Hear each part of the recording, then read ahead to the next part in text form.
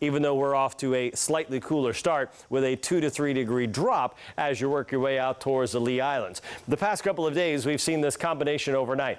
We've got calm winds, we've got dew point values which are sitting well into the 60s, and that allows for that patchy fog to develop. Now, once that fog mixes out here in the next hour, we'll see our winds pick up as well. They'll be southwest, we'll see them near 10, and as we go throughout the day, we are forecasting our high temperatures to be back up around 84. It's going to be sunny. It's going to be warm with our sunset time coming up there at 6:11. Now, tomorrow we'll start the day off with some fog as well, but not quite as warm. And today's reading of 84 is well above our average of 76, but well shy of a record of 88 going back to 1990. The setup across the eastern half of the U.S. very similar to yesterday. You can see it is cold enough that we still have a mess. I don't know how else to say it here for Dallas, Fort Worth, San Angelo. You see that ice stretching into Little Rock and Memphis. Hopefully we can get that turning over to rain to get rid of the dangerous situations there along the south. For us, we're on the south side of that cold front, and that's going to keep us warm here for today. But here comes that cold front. It will arrive near sunset tomorrow. Once it pushes through, we're going to see that wind pick up out of the northeast. It will gust near 30, so our weekend's going to start off really on the windy side. And as we look at the overall pattern, we get that little dip of the jet stream bringing the weak front in on Saturday. Watch the ridge build back in. As it does so, it's going to anchor itself there next week, and we are going to stay very, very warm. Inland Marine forecast for today has your inland water smooth, your UV index is 7, the water temperature up to 74 after sitting in the upper 60s for the last few days. So we're going up to 84 this afternoon. We keep our stretch of warm weather rolling, and overnight tonight, mid to upper 60s. As we look at your 7-day forecast, we'll see slightly cooler weather there to start the weekend. Another chance of a quick moving shower or two on Sunday, and then here comes the heat. We'll be right back in the mid 80s. We may actually have to bump those numbers up a bit Monday and Tuesday. Overnight lows never get into the upper 50s here anytime in the 7-day forecast, and we're going to keep that, again, that warm stretch of weather going here for a bit into February. Well, it is Black History Month, and Fox 4 is highlighting Black-owned businesses here in Southwest Florida. How one local restaurant is honoring important historical figures.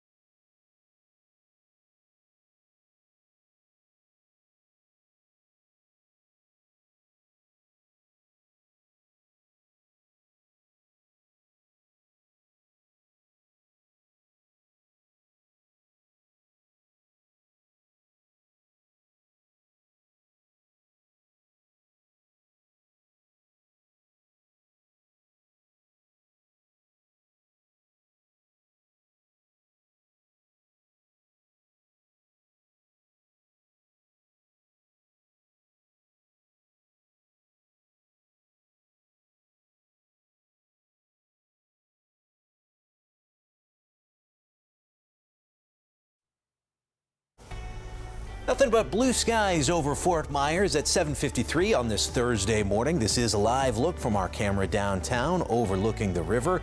Traffic over the bridge looks like it's a little crowded, but you know, it is that time of the morning. Away from here, more inland, there is some fog to worry about. Don't worry, Trent is tracking it for you. We'll get a look at that and his forecast in just a minute.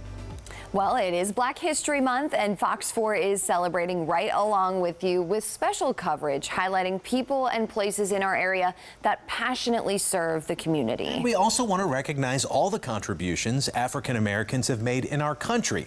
Fox 4 anchor Shari Armstrong spent some time in a Fort Myers restaurant that celebrates the history of black music.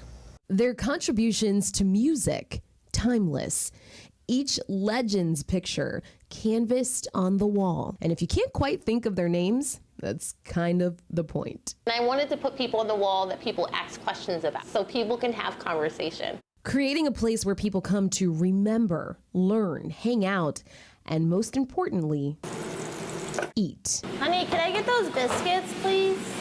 Lauren Daniels and her husband opened Southern Charm Bistro in Fort Myers last year. Her love for Southern food spans generations, cooking with her mom and grandmother, a tradition she handed down to her kids while working as a stay-at-home mom to her 4 children. But after 11 years, she thought, You know what? I think I can do this like professionally. what started as a small takeout menu, That kind of took off. landing here, where history and jazz meet Southern charm, and where people sometimes come here specifically for the biscuits. I found a way to like whip up like heavy cream and fold it into my biscuits. It makes it so fluffy, so nice. The food and the setting quickly turned this place into more than just a spot to grab a meal. People from the community meet here, so they have a space to come where they feel comfortable. Comfortable in a space that celebrates the history of black music, the power of community, and the type of cooking that brings people together all under one roof. Bam! In Fort Myers, Shari Armstrong, Fox 4. Well, right now, Cape Coral firefighters are working to contain a brush fire. It sparked yesterday on the west side of town, just north of Pine Island Road. So coming up on Fox 4 Morning News at 8, we have team coverage.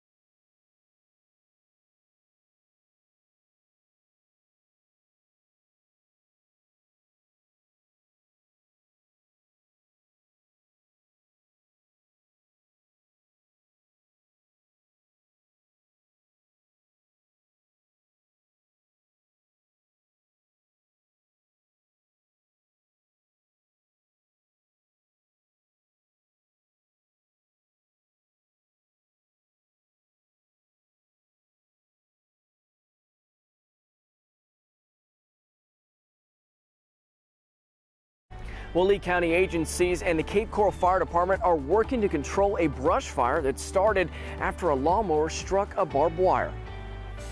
Well, this afternoon, we're not expecting much rain, but hopefully we can get a little bit of some much needed rainfall tomorrow. As the cold front moves through, we'll let you know the changes it'll bring in your forecast.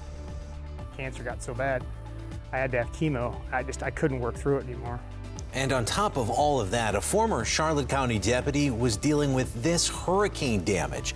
We'll show you what his community did to give him a feeling of hope. Live from Southwest Florida, you're watching Fox 4 Morning News. Good morning, and thank you for watching Fox 4 Morning News at 8. I'm Chris Shaw. And I'm Lisa Greenberg. Let's start off the 8 o'clock hour with a check of the forecast and bring in meteorologist Trent Eric, who is tracking a little bit of fog, but otherwise the parts that aren't dealing with fog are looking pretty good. Yeah, and even the fog that's around in the next 45 minutes or so, that fog will begin to mix out. You can look live here across the Caloosahatchee, and you can see right above the horizon there, that's the fog. Otherwise, we are just waiting for those beautiful blue skies to return here to Southwest Florida, and that will happen here in just a bit. Now, it's Groundhog's Day from earlier today.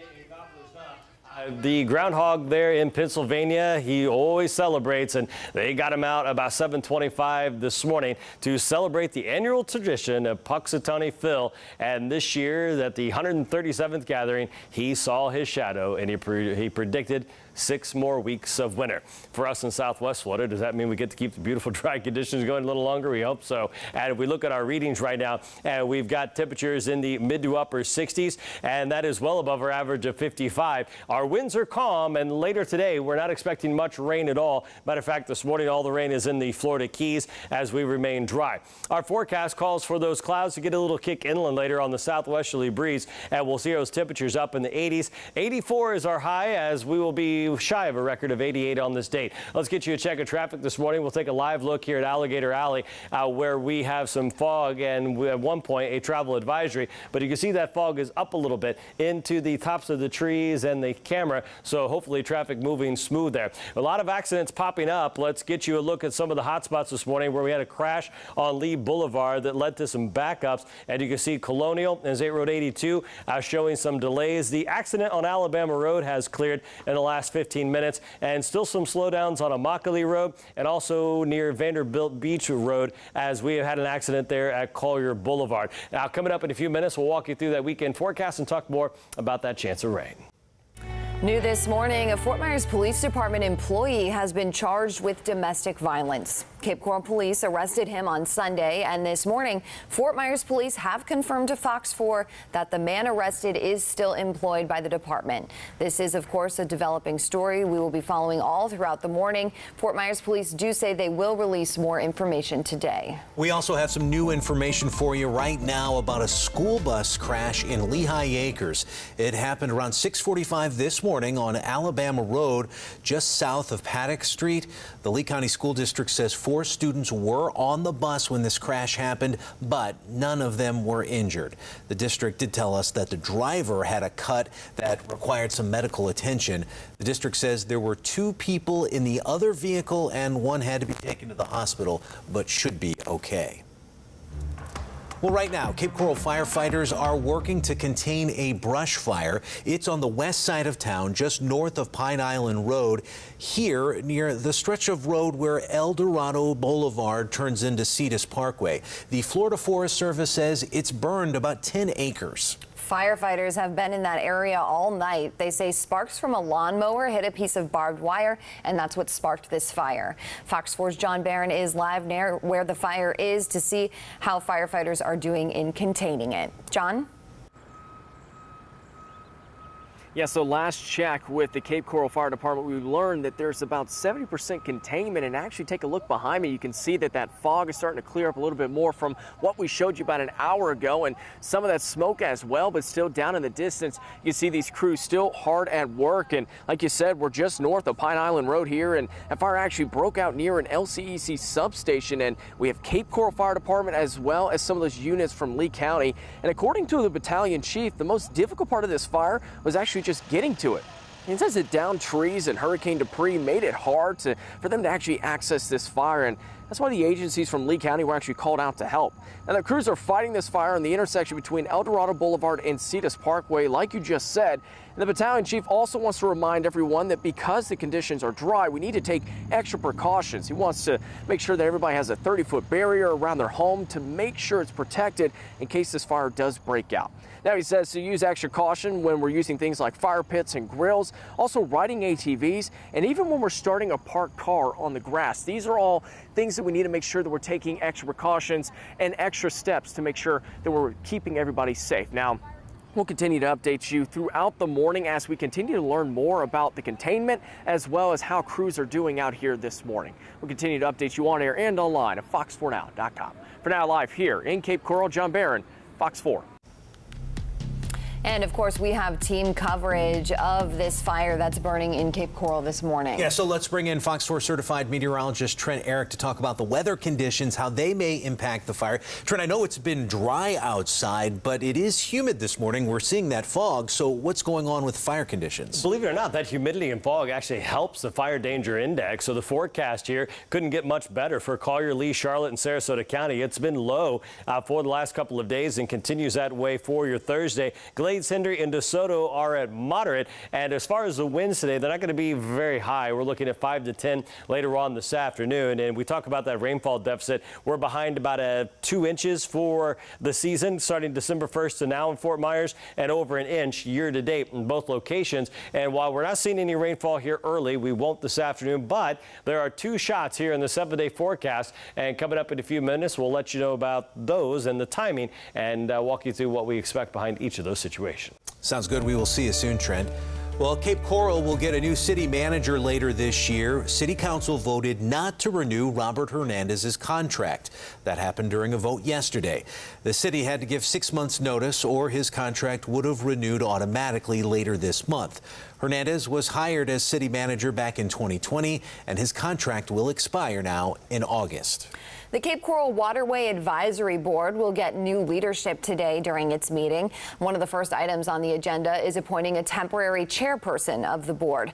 The former chair, Jim Collier, announced in November that he would be stepping down because of other obligations. The board will also give an update on the progress of canal cleanup and the status of boat ramps since Hurricane Ian. The meeting is at 1 o'clock this afternoon in City Council chambers. Also want to make sure you know about this morning. There is a deadline to get hurricane debris to the curb in Sanibel.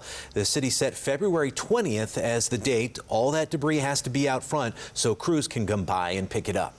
The state attorney's office is seeking the death penalty for a man charged with capital sexual battery and the assault and death of a 2-year-old. Nicholas Canfield was in court yesterday. The Lee County Sheriff's Office says in April of 2020, deputies responded to a call about an unresponsive 2-year-old in a North Fort Myers home. When they got there, deputies say they found Canfield trying to resuscitate the toddler. The child was taken to the hospital and later died. The coroner's report says the child was physically and sexually abused.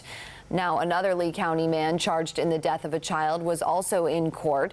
Ryan O'Leary is facing charges for his 18-month-old son's death. During yesterday's appearance, a judge granted a continuance, essentially scheduling a new court date for his pretrial conference. Ryan's wife, Sheila O'Leary, has already been found guilty and sentenced to life in prison for her son's death. Ryan O'Leary is also facing sexual assault charges in an unrelated case. Time right now is 8:08. A former Charlotte County deputy who's battling stage 4 cancer had been living in a home with a damaged roof since Hurricane Ian. But thankfully that changed yesterday. Fox 4's Calvin Lewis shows us a Port Charlotte roofing company stepped up to help the former deputy and his family. This is the farthest I've been out of the house in over a week. For Brian Putman, getting out of his house is a rarity. The cancer's eating me away, and I'm doing what I can to get through it, but simple tasks are tough.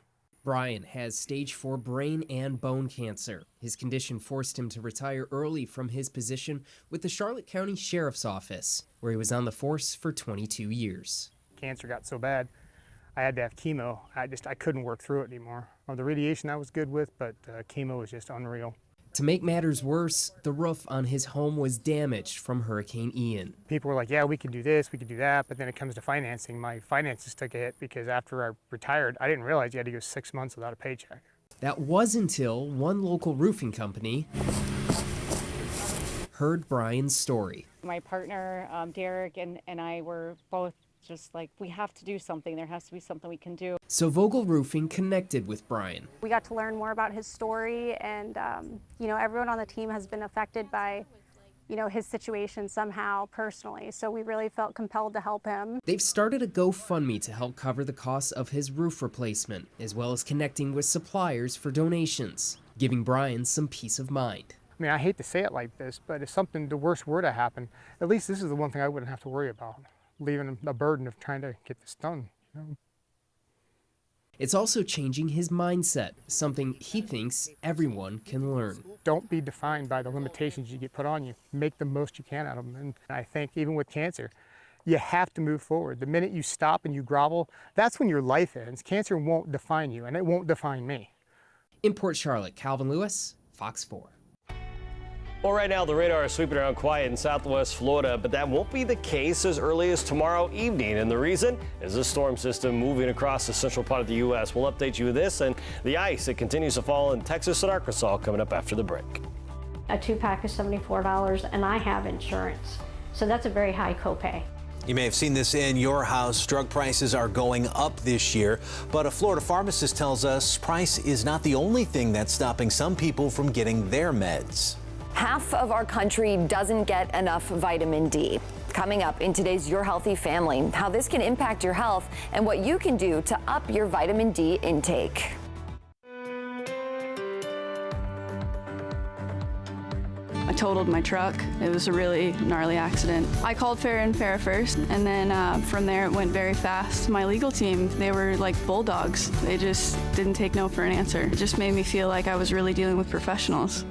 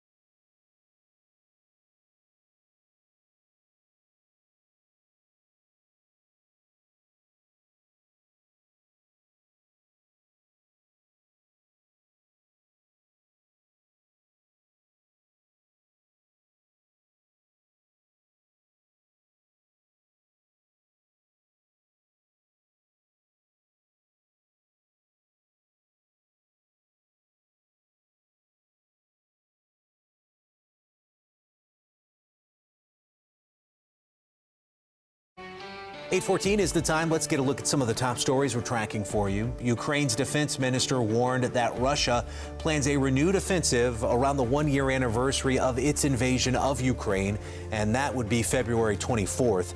Ukraine's defense minister says Russian forces appear to be carrying out reconnaissance work, and an offensive could be in the Donbas or South region.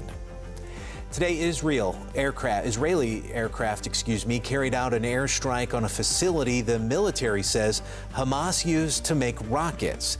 The Israeli military says the facility had chemicals and other dangerous materials. The strike was a response to what Israel says was an attempted rocket attack on its country. It says its military was able to shoot down that rocket. And today, the U.S. and the Philippines agreed to expand America's military presence in that country. You see video there of Defense Secretary Lloyd Austin. He was there for the announcement. The agreement will give the U.S. access to 4 more bases. The military will use them as a deterrent against China's aggression toward Taiwan. 50% of people have vitamin D insufficiency. They're not getting enough vitamin D from their environment or diet. In today's Your Healthy Family, I'm showing you how this can impact your health. Vitamin D is essential to our health. Especially when we're talking about bone density, it works really well with calcium. A lot of times what happens is if we're not getting enough calcium in our diets, the body actually will decrease the calcium stores. So vitamin D kind of helps maintain those calcium stores to keep our bones nice and strong. A lot of research actually does support that vitamin D helps with overall mood. Cleveland Clinic registered dietitian Beth Chironi says a simple blood test can tell you if you're vitamin D deficient. But there are some warning signs: fatigue, bone pain, muscle weakness, and mood changes. She says eating certain foods can help you get more vitamin D. Fatty fish like salmon, tuna, mackerel, and sardines are all good options. Also, mushrooms, egg yolks, and milk fortified with vitamin D. Plus, getting at least 10 minutes of sun a day. She also encourages people to talk to their doctor to see if a vitamin D supplement is necessary. If it is, she says when you take that supplement can make a difference. I always recommend eating it with your heaviest meal because it is a fat-soluble vitamin. It'll actually increase your absorption better with some sort of fat. Even though many people take their vitamins in the morning, our breakfast may be too light to see the full benefits. So I always recommend doing it at your evening meal if that's your biggest meal, and you'll actually end up seeing the numbers increase a little bit faster. Now, she also says your doctor may check your vitamin D levels regularly if you have certain risk factors for a deficiency. For Your Healthy Family, I'm Lisa Greenberg, and for more health stories, head to fox4now.com/yourhealthyfamily. Well, you don't need a positive COVID test anymore for your doctor to prescribe antiviral drugs. The FDA removed that requirement for Paxlovid and Lagevrio.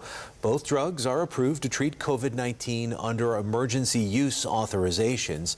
The FDA says healthcare providers can write prescription based on symptoms and risk of developing severe COVID. That's important because the drugs work best when they're given early. Drug prices went up last month for nearly 1,000 medications, and there are a few reasons for it. We'll dig into that in just a second. But here's the bottom line. People like this Florida woman are struggling to get the medicine they need. Even with my husband and I both working, it's difficult because you're having to pay copay for everything. Here's a big reason why. A drug research company called 46 Brooklyn says big companies like Pfizer and Eli Lilly have raised prices on certain medications. Now, it varies depending on the patient, but in most cases, the increase is about 5%. Part of the reason is supply shortage. A West Palm Beach pharmacist says on average, there are 3 to 5 drugs people can't even get their hands on right now. All right, 8:18 is the time right now. We do want to get you a check of the forecast, and we will start by taking you live here.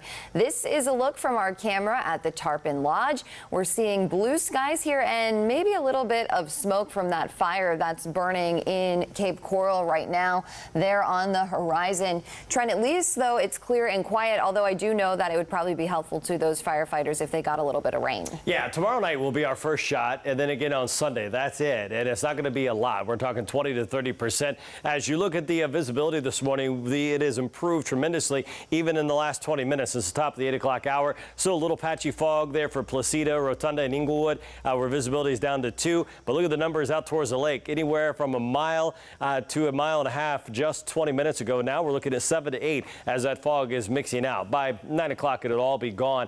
So let's get you to the radar, where right now things are very quiet, but that does change here tomorrow evening as we're going to see a cold front move through, bringing us a broken line of showers. But this morning, all we've got here is a couple of showers in the upper Keys. Port Charlotte, Cape Coral, we're dry, and we need a little rainfall, about an inch behind both for Naples and Fort Myers. And year to date, December 1st, I should say, the seasonal values there in Fort Myers were about 2 inches behind. Our temperatures should be down in the mid-50s this time of year on average. We have been on a warm streak, and we're continuing that here this morning. We've got readings in the mid to upper 60s, and you can see that is a couple degrees cooler than where we were 24 hours ago. But it's that combination here of calm winds, high dew point values. It's sticky out there, and we're going to see patchy fog again for tomorrow morning. The forecast here for today does call for those winds to pick up out of the southwest 5 to 10, and the forecast keeps our temperatures right there around 84. It's what we hit yesterday, which was 2 shy of a record, but this afternoon, that is 4 shy of a record of 88 going back to 1990.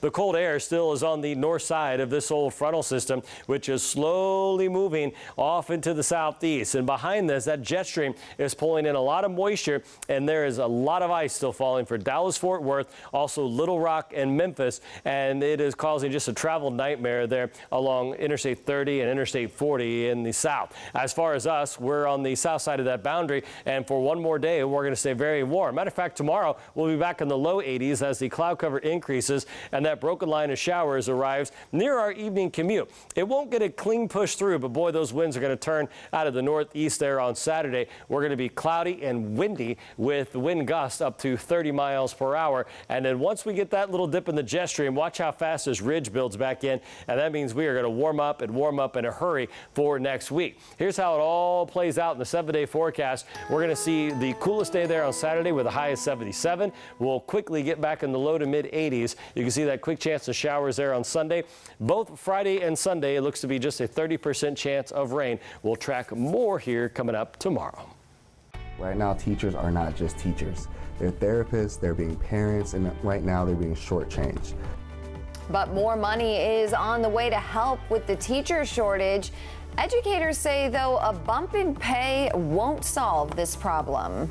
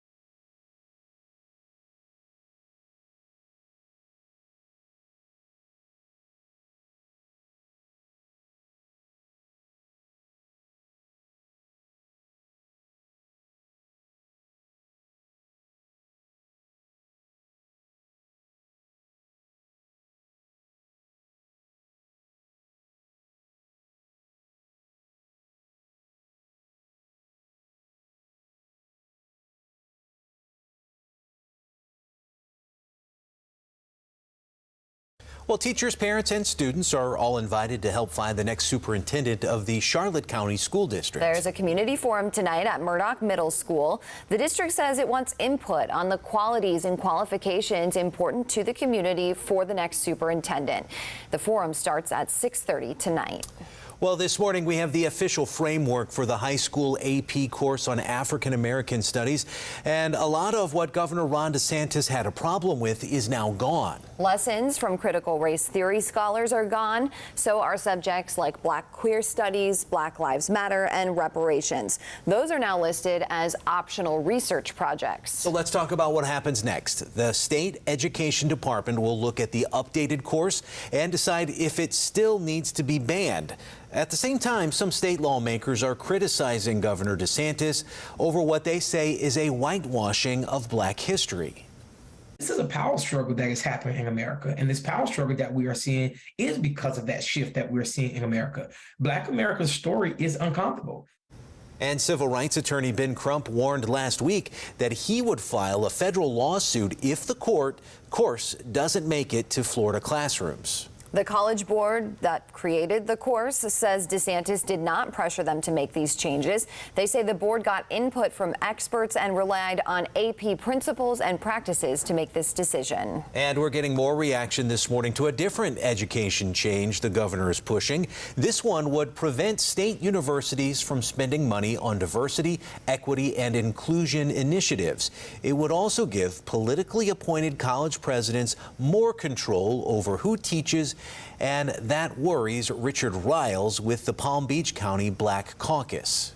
He is going to attack diversity and inclusion of employment. He is restricting the talent pool that we could attract to Florida universities. And it appears to me that there's a race to the bottom. Now, Florida State University system supports the governor. In a statement, the system said it's excited about another part of the proposal that calls for the system to get $100 million to recruit and keep faculty. Well, the ongoing teacher shortage has made many public schools hit some roadblocks. Even though the governor's recent education platform announced more than $1 billion to help teacher pay, some say it's still not enough. Reporter Stephanie Susskind with our Script station WPTV in West Palm Beach tells us about a new bill that could change this ongoing issue. The minimum base salary for Florida teachers right now is close to $48,000. Some of our local lawmakers want that number to jump to $65,000. They say it's a realistic and necessary step. Right now, teachers are not just teachers. They're therapists, they're being parents, and right now they're being shortchanged. They're underpaid and overworked. State Representative Gervonta Edmonds is gearing up for his first legislative session, already filing the Save Our Teachers Act to increase minimum teacher pay by more than $10,000. I don't know if we want to call this a state of emergency with inflation going up, gas, food, and rent, but this is the time more than ever that we have to invest into our infrastructure and make sure our public school foundation does not crumble. According to the Florida Department of Education's most recent data, the proposal would put the starting pay even higher than the current average teacher pay in the state, which is a little more than $51,000. If we're going to raise the starting salaries to $65,000, then we need to increase the salaries across the board at a commensurate level to make it, fair. Palm Beach Central High School teacher Scott Houchins supports raising teacher pay, but doesn't want his experience to get left behind in the process. $65,000 is a higher base salary than my base salary now. So it would kind of be a slap in the face for those veteran teachers, especially those of us who've been teaching 20, 25 years, if we didn't look at that. Edmonds says the goal is to lift up everyone in the classroom. This bill does not leave out our experienced teachers, which is a blessing. It will allow them to get all the bonus and incentives that they had once before. So it's really going to allow them to have a huge increase and not be on the same totem poles as someone walking in. All that additional money can go to increase teacher salaries however the districts want to do it. Governor Ron DeSantis recently announced his education platform, which includes $1 billion to trickle down to school districts for teacher pay. But Edmonds says it's not enough. We're really moving pennies, and when you include taxes, it's really not an increase. And I've seen him do amazing things for our first responders, our law enforcement, and it's time that we also reward those who are caring for our children, which is our teachers. State Senator Lori Berman, who also represents part of Palm Beach County, filed a companion bill to this in the Senate. The legislative session begins in early March. It wasn't driven by race. It was driven by culture. Praying for change. What people in Southwest Florida say needs to happen after the death of Tyree Nichols. 2 teenagers wanted for attempted murder. I'm live in DeSoto County with more on the shooting deputies say the pair is responsible for.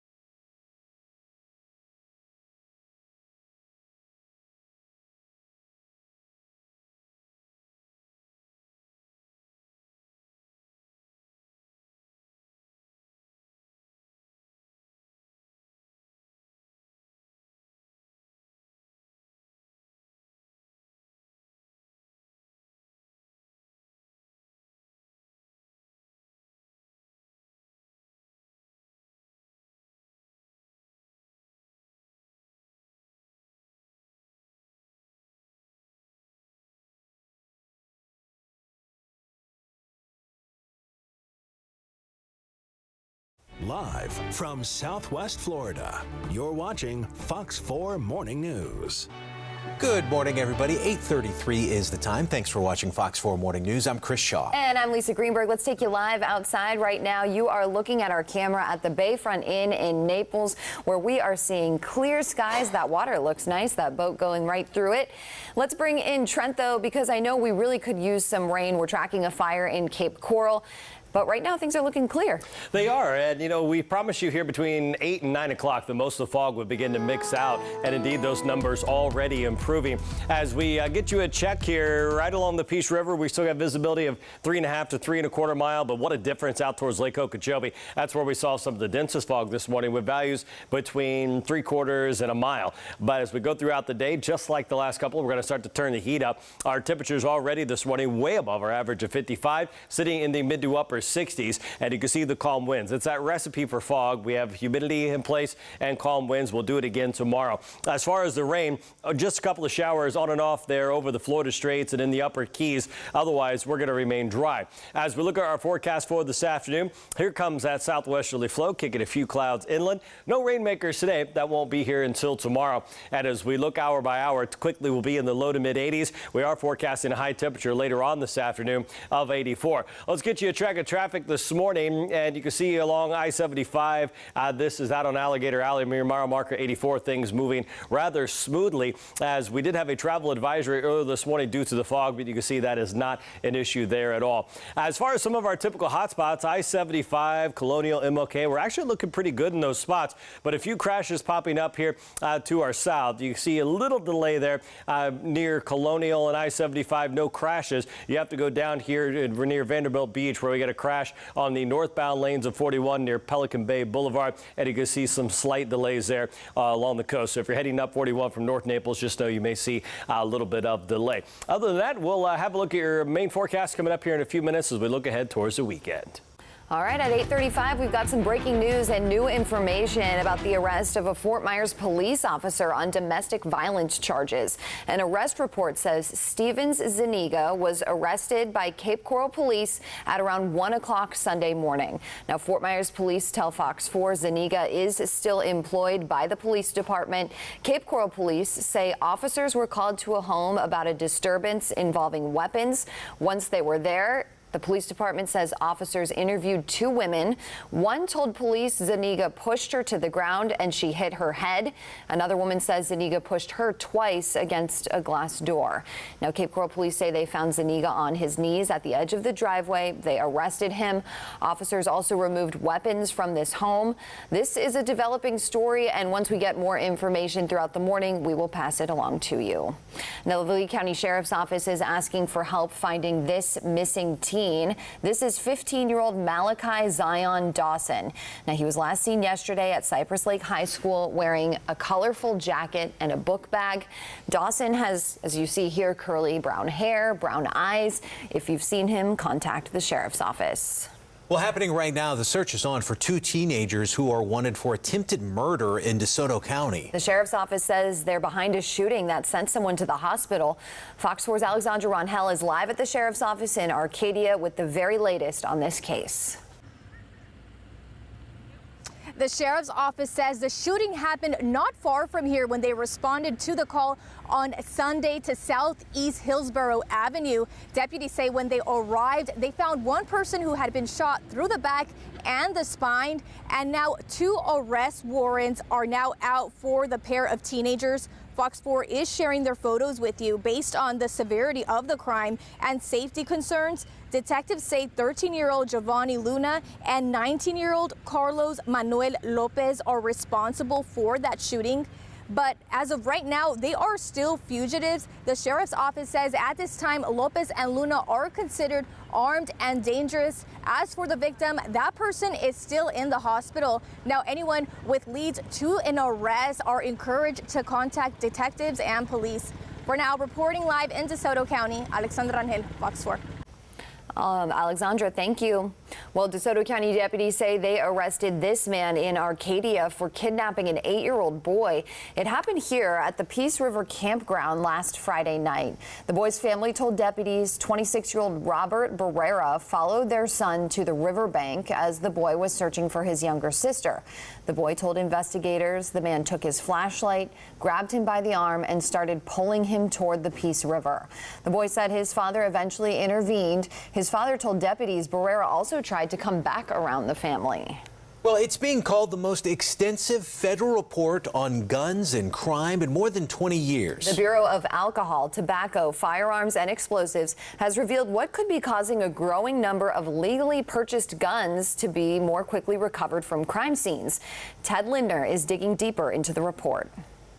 The ongoing surge in national gun violence now being met with the results of a new study, revealing a shorter period of time between when a gun was bought and when law enforcement retrieved it from the scene of a crime.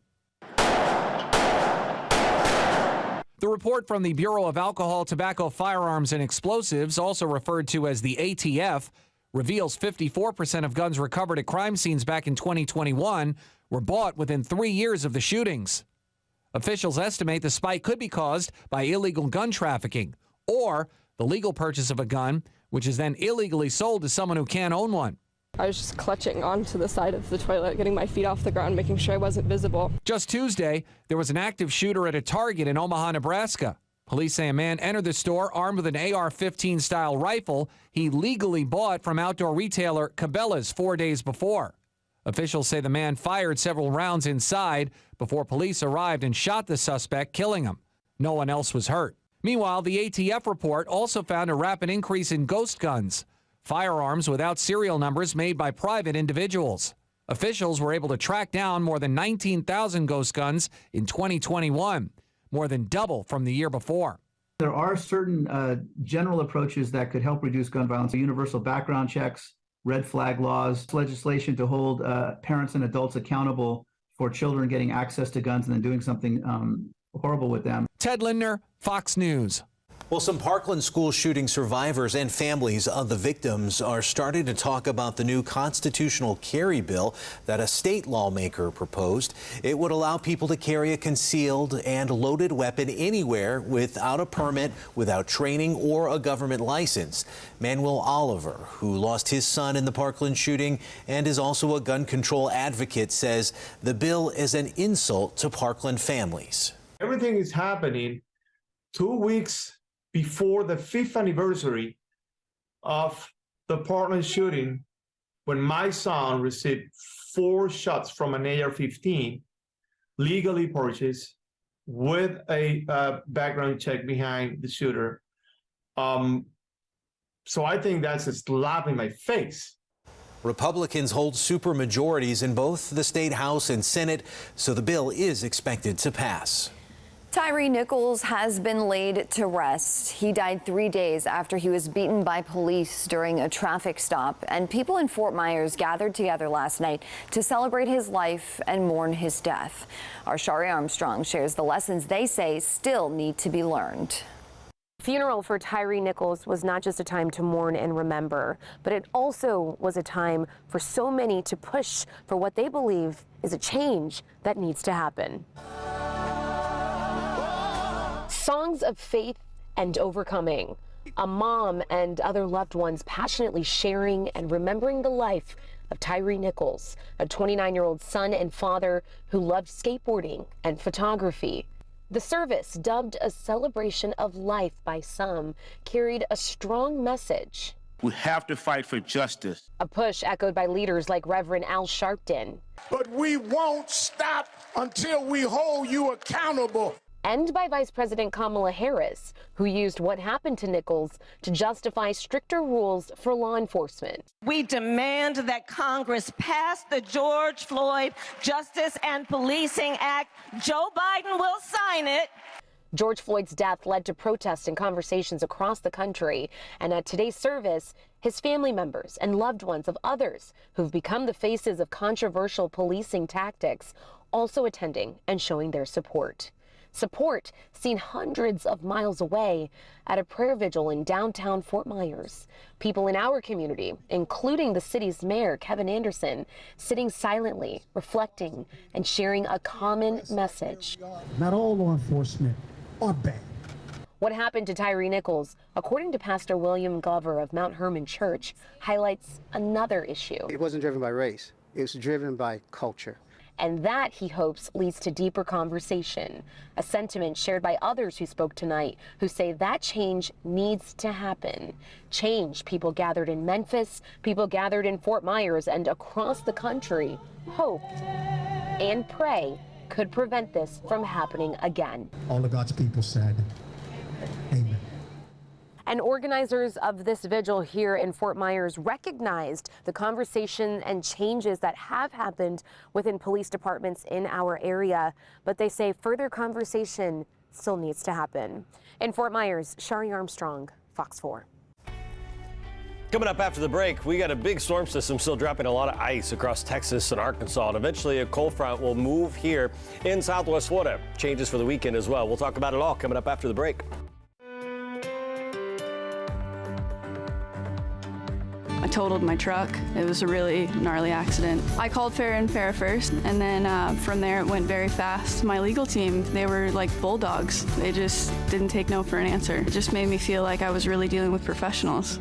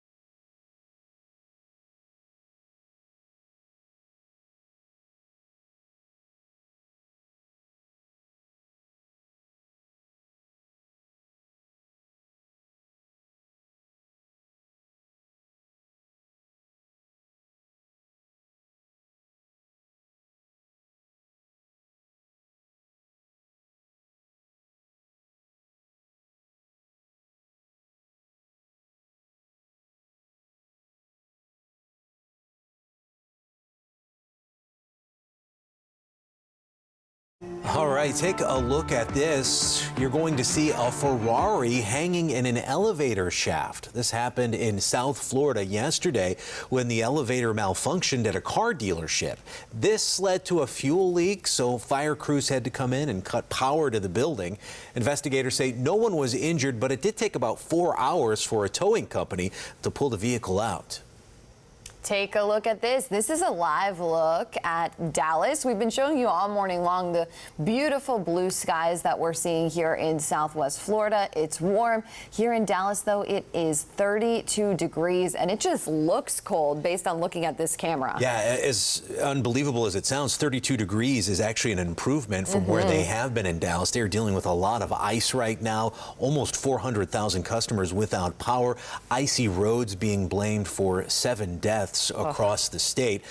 Trent, needless to say, it's an area that doesn't get a lot of winter weather, especially with the ice, so they are dealing with it now. Where's that storm headed next? It's just unbelievable, too, that now for 24 hours or more, they have been getting on and off sleet and freezing rain. And you can see it's still there across Texas, parts of Oklahoma, and in particular into Arkansas. Eventually, this storm system is going to start to move, and once it does so, we'll bring a cold front through towards us. Let's get you a look here. We'll start in Southwest Florida. We'll get back to that storm system in just a moment, because even though we woke up a little bit of patchy fog here early, we're not expecting much on the radar today. A couple of showers there in the Florida Keys between Marathon and Key Largo. Otherwise, we're looking pretty good. You see the radar beam sweeping around, and our rain chance tomorrow, about 20 to 30% for the evening commute home. That's going to be key.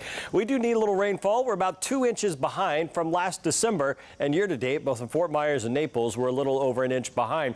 So as we look at our current temperatures, we're in the mid to upper 60s. We've been 10 or more above average all morning long. We should be down around 55 degrees for this time of year. We are waking up just a degree or two cooler compared to this time yesterday, and you can see those winds are pretty light. Now they'll flip out of the southwest later on today. It'll push our temperatures up in the mid 80s, and you can see our dew point values, well, they're high. It's that combination that gives us that chance of fog. And while most of this is mixing out, numbers have improved dramatically, we can see a little patchy fog again tomorrow. You're looking at the forecast for today. Southwesterly wind picks up. Once again, it'll push us up to 84. That's what we hit yesterday, and that mark of 84 degrees was 2 shy of a record yesterday. Today, the difference is it's 4 shy. The record is 88 back in 1990. As we look across the eastern half of the U.S., we just mentioned Dallas and Little Rock right at that freezing mark, that dangerous line there between sleet and ice and cold rain to the south. Well, as that storm system moves east, it'll continue to dump ice along I-30 all the way back towards Memphis, and you get into that rain from Jackson, Mississippi over towards Montgomery. We're still on the south side of the warm sector of the storm system. So once again today, partly cloudy skies, warm temperatures right back up in the mid 80s. Here comes that broken line of showers later on tomorrow near the evening commute. Notice we don't get rid of the clouds. This is not a clean sweep with that front. It's going to keep clouds around, and our winds come out of the northeast on Saturday. Once that happens, we're going to see it 20 to 25 miles per hour with gusts up to 30. It is going to be a windy start to the weekend. And as far as the upper level pattern here, we get that little bump in the road there for Saturday, and then the ridge builds in, and once it does so, we're going to warm up, and we're going to warm up here for a while. Your England Marine forecast has seas foot or less in the water smooth, and the water temperature right there is 74. So we're going to go up to 84 here today. And as far as what it looks like for the rest of the 7-day forecast, just a slight bit cooler there on Saturday, and eventually we warm right back up. Afternoon highs and overnight lows start to run some 10 degrees or more above our average. Time right now is 8:51. We'll be right back after this quick break.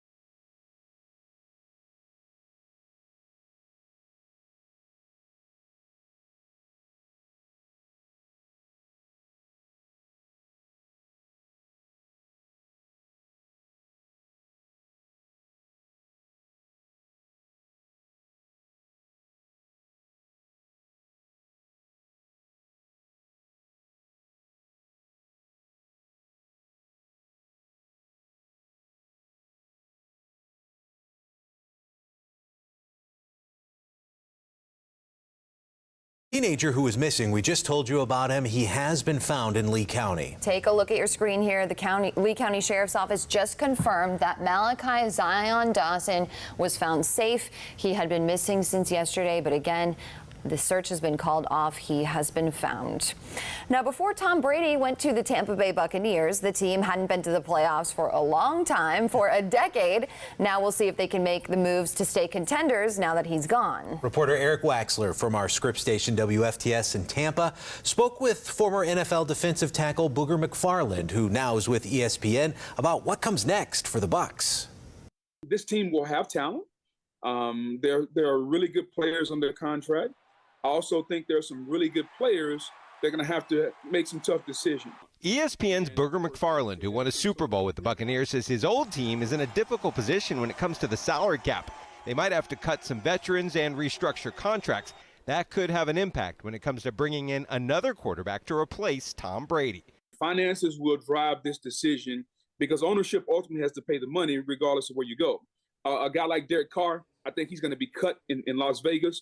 That means he's probably going to get a new deal, 3-4 years, $120 million, whatever the number is. That's a lot of guaranteed money. Jimmy Garoppolo, Lamar Jackson, Baker Mayfield, and Sam Darnold are among the free agent quarterbacks who might be available. The Bucs could also stick with one of the guys currently on the roster, veteran Blaine Gabbert or former University of Florida quarterback Kyle Trask. While the Bucs look for a quarterback, Brady is off to the next chapter of his career as an NFL analyst for Fox Sports. He signed a 10-year deal worth as much as $375 million, although we don't know how soon Brady will enter the broadcast booth. McFarland made the successful transition from playing football to television. He says Brady has seen it all as a player, but now will have to be able to communicate his knowledge to viewers. We've seen quarterbacks have a lot of success. Romo has had success. Our very own Dan Orlovsky has had success. The quarterbacks just innately see the game a little bit differently. So I think America can't wait to see, and Fox is paying him $375 million, so they sure as hell can't wait to see. Now, Tom Brady posted his announcement about his retirement to social media yesterday, saying he loves his family, his teammates, his friends, his coaches, football, and his fans, and he's grateful. Well, right now, Cape Coral firefighters are working to contain a brush fire. It's on the west side of town, just north of Pine Island Road. Coming up on Fox 4 Morning News at 9, we have team coverage tracking it closely.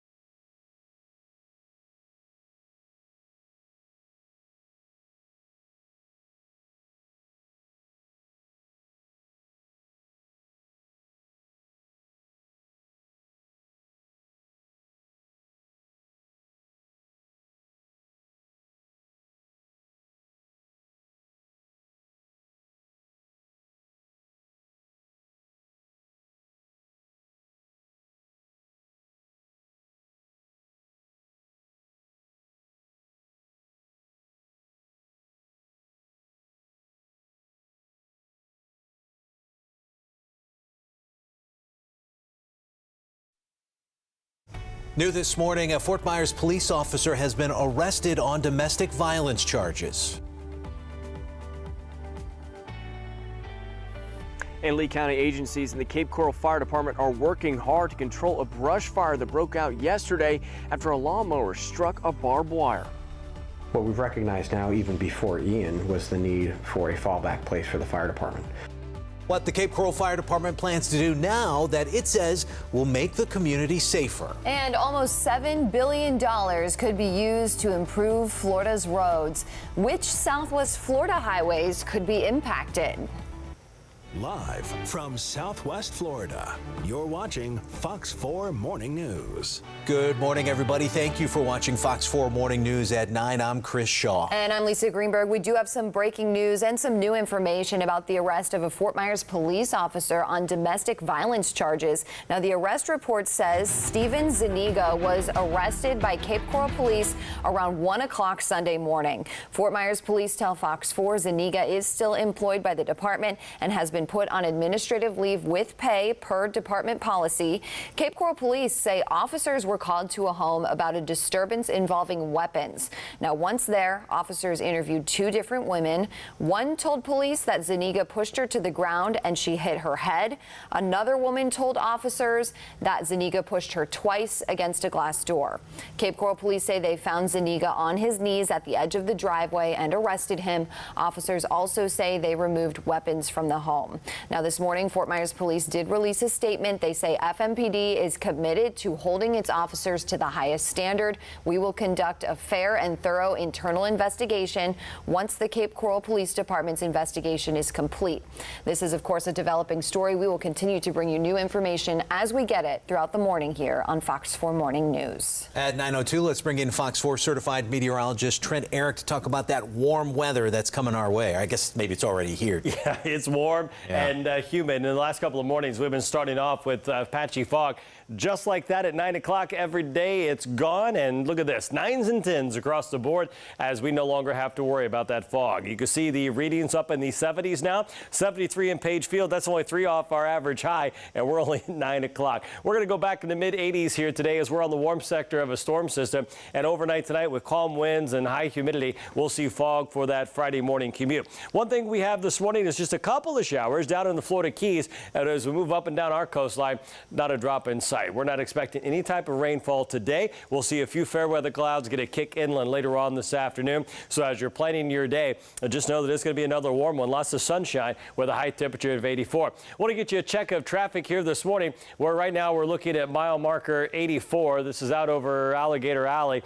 And at one point this morning, we had travel advisory there as visibility was a little limited. Now, this morning, we're getting some breaking news in off the scanner that there may have been an accident on the Edison Bridge northbound. And while there is no official crash being reported yet, we are starting to see a little delay. So this is something we'll watch just after a week removed from seeing the southbound lanes closed from an accident. A little slower there along Colonial and I-75. And as we dip down to the south, we have one accident here around Naples. This is Airport Road near Davis Boulevard. We'll continue to stay on top of that situation at the bridge and, of course, have a look at your 7-day coming up in just a bit. All right, we will see you soon. Well, right now, Cape Coral firefighters are working to contain a brush fire, and in the last few minutes, we have learned that that fire grew overnight. It's on the west side of the city, just north of Pine Island Road, here near the stretch of road where El Dorado Boulevard turns into Cetus Parkway. The Florida Forest Service says it's burned about 20 acres. Firefighters have been there all night. They say sparks from a lawnmower hit a piece of barbed wire, and that's what sparked this fire. Fox 4's John Barron is live near where the fire is burning. John? Yeah, good morning. So I want to give you an update. Let's start with this. What we know so far is that they have 75% contained in 20 acres. And we do also know new information that they're bringing in bigger dozers to be able to give them an opportunity to break through some of that hurricane debris. That's something that they've really been fighting with, and the fire battalion has been telling us that's been the biggest problem for them. Take a look at just what we're looking at right now. You can see that that fog has made its way out, and a good amount of that smoke is starting to kind of get away as well. But still off in the distance, you can see where they're still fighting, and they're only able to cut through 100 100 feet of line per hour at this point in time. So slowly but steadily, they're trying to make their way to completely contain this and hopefully have that done soon. Now, the Cape Coral Fire Department is working with the Lee County, and that's exactly what's happening right now. As the battalion chief was telling us that the most difficult part of this fire was just getting to it. Like we told you, the biggest problem is why they're bringing in those bigger dozers is because they can't get through all the hurricane debris. So that's something that they're trying to make sure they get through. So that's also something else that we're taking a look at, as well as with the agencies of Lee County helping them out. The crews are now fighting this fire on the intersection between El Dorado Boulevard and Cetus Parkway. Now, the battalion chief also says that he wants to remind everybody of the dry conditions we're currently facing, and he wants to remind everybody to make sure that they keep about a 30-foot barrier around their home, just to make sure they keep protection in case this fire breaks out. And he also says to make sure we use extra caution because of those fire pits, those grills, the ATVs, and even starting a parked car on the grass. We just need to make sure we're taking those extra steps to make sure everybody is going to be safe and okay as we continue to try to contain this fire. Now, we'll continue to update you on air and online at fox4now.com with any more updates that we learn from the PIO and Cape Coral Fire Department. For now, live here in Cape Coral, John Barron, Fox 4. And this morning we have team coverage of the brush fire that's burning in Cape Coral. Yeah, so let's bring Trent back into the conversation to talk about the fire index for today, the danger because of the weather. And Trent, another thing to think about with all that smoke is just being outside today, spending your day outside. It's going to be a nice day. If you live in that area, you know, you may be impacted by all that smoke. Yeah, the wind isn't going to be all that strong today. You're looking at 5 to 10 miles per hour. That should help get that fire contained a little more. It won't spread it, and it should keep the fog contained there on the north side of the river as well. Now, as far as the fire danger index, it looks really good, especially as we get deeper and deeper into our dry season. Sarasota County all the way through Collier, low. The reason? We have high humidity. The dew point's up, and that's what's causing the fog in the morning. And while we do need a little rainfall, about 2 inches behind since December 1st in Fort Myers, both Naples and Fort Myers over an inch behind for the year. We'll get a chance tomorrow, but this morning on the radar, not getting any help as far as our dry conditions. But we'll talk about the timeline of that front. It's just the first of 2 shots of rain here in the 7-day, and we'll do that coming up in just a few minutes, Chris. Sounds good, Trent. Well, as we track that brush fire this morning, we also want to tell you that the city of Cape Coral is looking at a plan to build a new fire station on the north end of town. Fire Station 10, which is just west of US 41 and Del Prado Boulevard, took some damage during Hurricane Ian. It's the building you see here. So the city wants to build a new station about 1.5 miles down the road. The location is key here because the fire chief says moving the station will make sure the department is better prepared in case there's another hurricane. What we've recognized now, even before Ian, was the need for a fallback place for the fire department. So when we have fire stations that are in some of those evacuation zones, where do we take our personnel and also our fire trucks? That's Chief Ryan Lamb, and he tells us the new Station 10 will be larger. It'll hold more city equipment, and it'll have a spare room that could operate as a satellite emergency operations center. Cape Coral City Council has already approved $1 million to start the design process. So now they're going to work with the state and with FEMA for a full rebuild, which they say will take a couple of years. Cape Coral City Council is looking into putting $20 million toward expanding and improving the Emergency Operations Center. The Cape Coral Fire Department says that the current Emergency Operations Center is preventing them from doing their best work.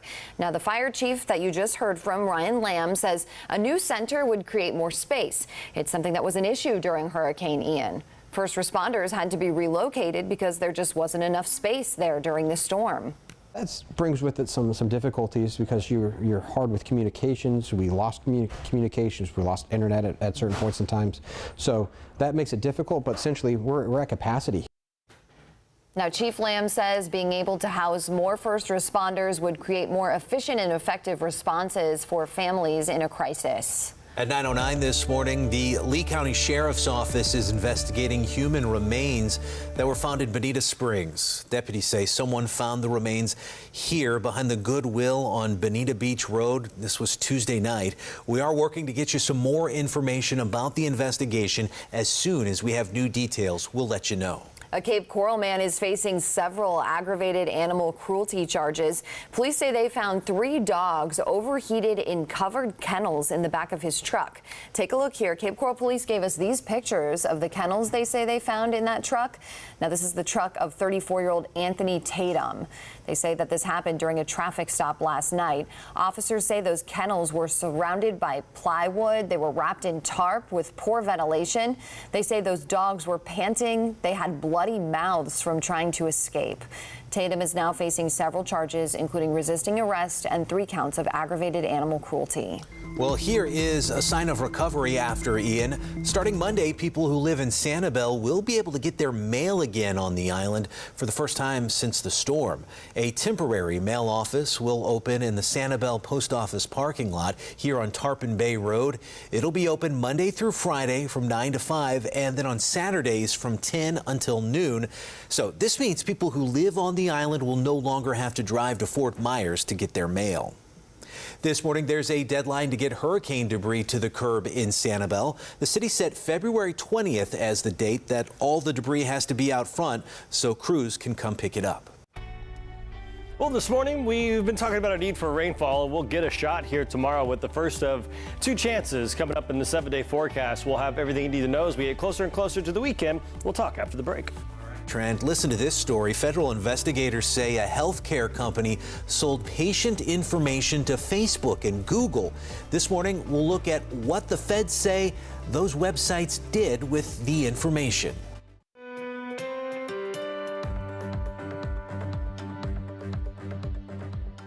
I totaled my truck. It was a really gnarly accident. I called Fair and Fair first, and then from there it went very fast. My legal team, they were like bulldogs. They just didn't take no for an answer. It just made me feel like I was really dealing with professionals.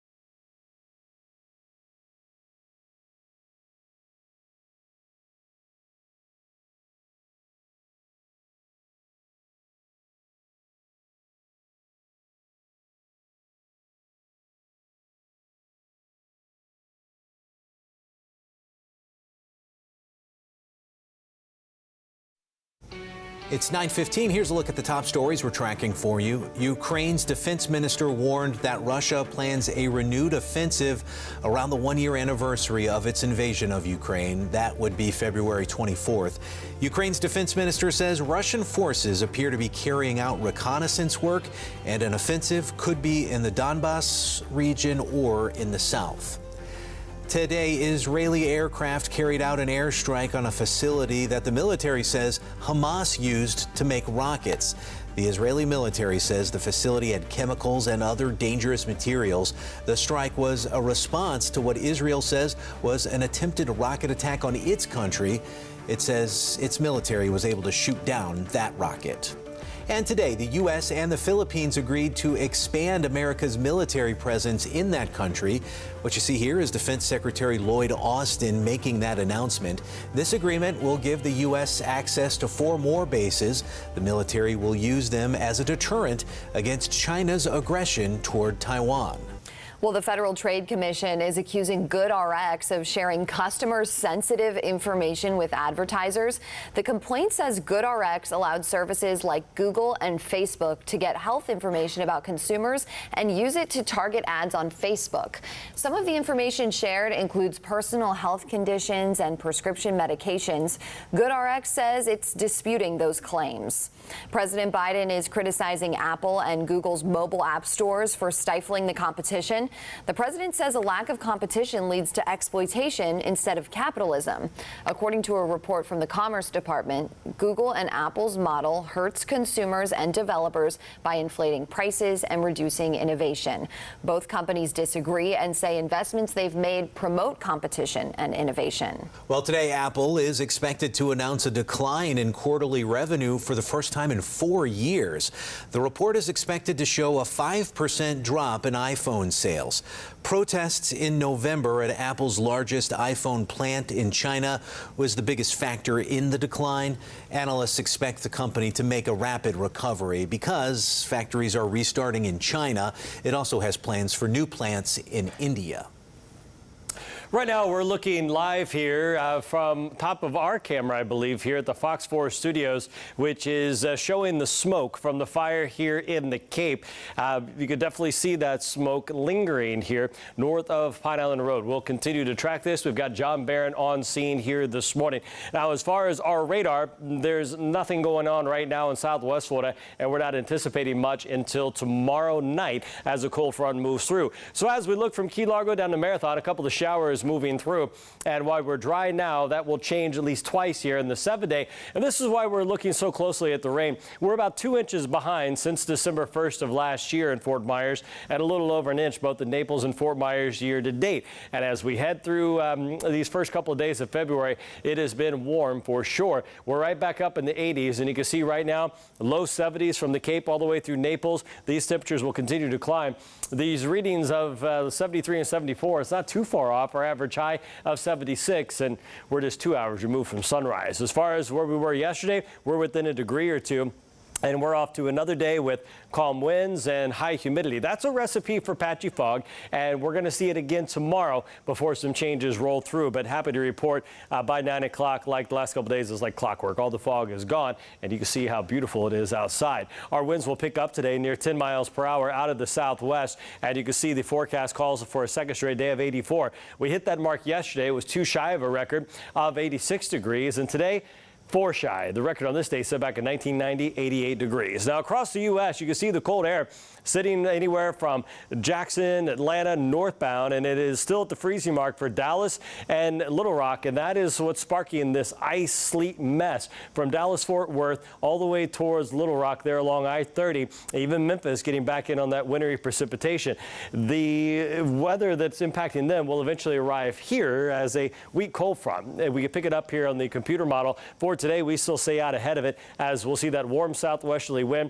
Here comes that broken line of showers later on today or tomorrow between 5 and 5:30. We'll start to see that wet weather arrive, and the clouds are going to stick around, and you can see our winds quickly shift out of the northeast. It's going to be windy. We're going to see those winds pick up 20 to 25 miles per hour with gusts over 30. And once we get that little dip in the jet stream right there, Friday and the Saturday, watch the ridge build back in. Once that happens, we are going to see the warm weather return and stick around for a majority of next week. As far as your Inland Marine forecast, southeast wind 5 to 10 and the water smooth. Water temperature at 74. Let's get you over to the 7-day because we have 2 shots of rain late Friday and again on Sunday. Right now, those rain chances look to be between 20 and 30% before we see those temperatures right back in the 80s by Monday. Well, although wind turbines are supposed to create clean energy, they're also creating some harm to the environment.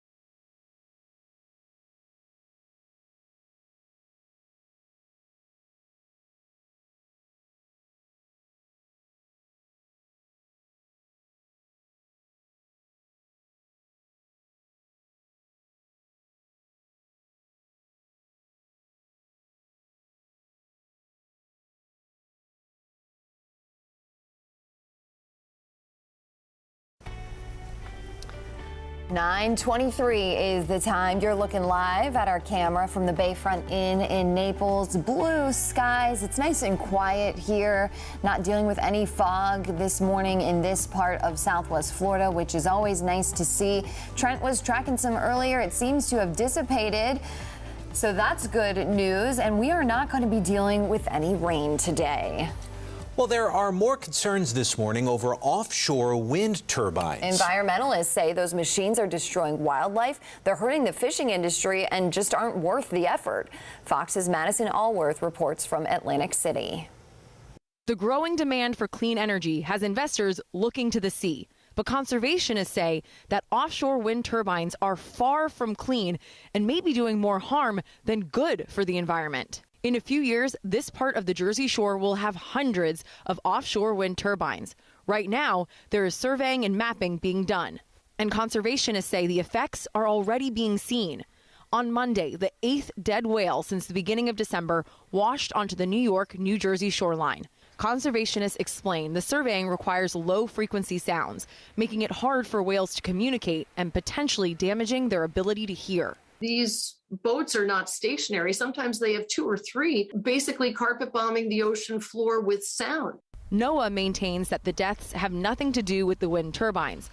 One official saying, quote, "I want to be unambiguous. There is no information supporting that any of the equipment used in support of offshore wind development could directly lead to the death of a whale."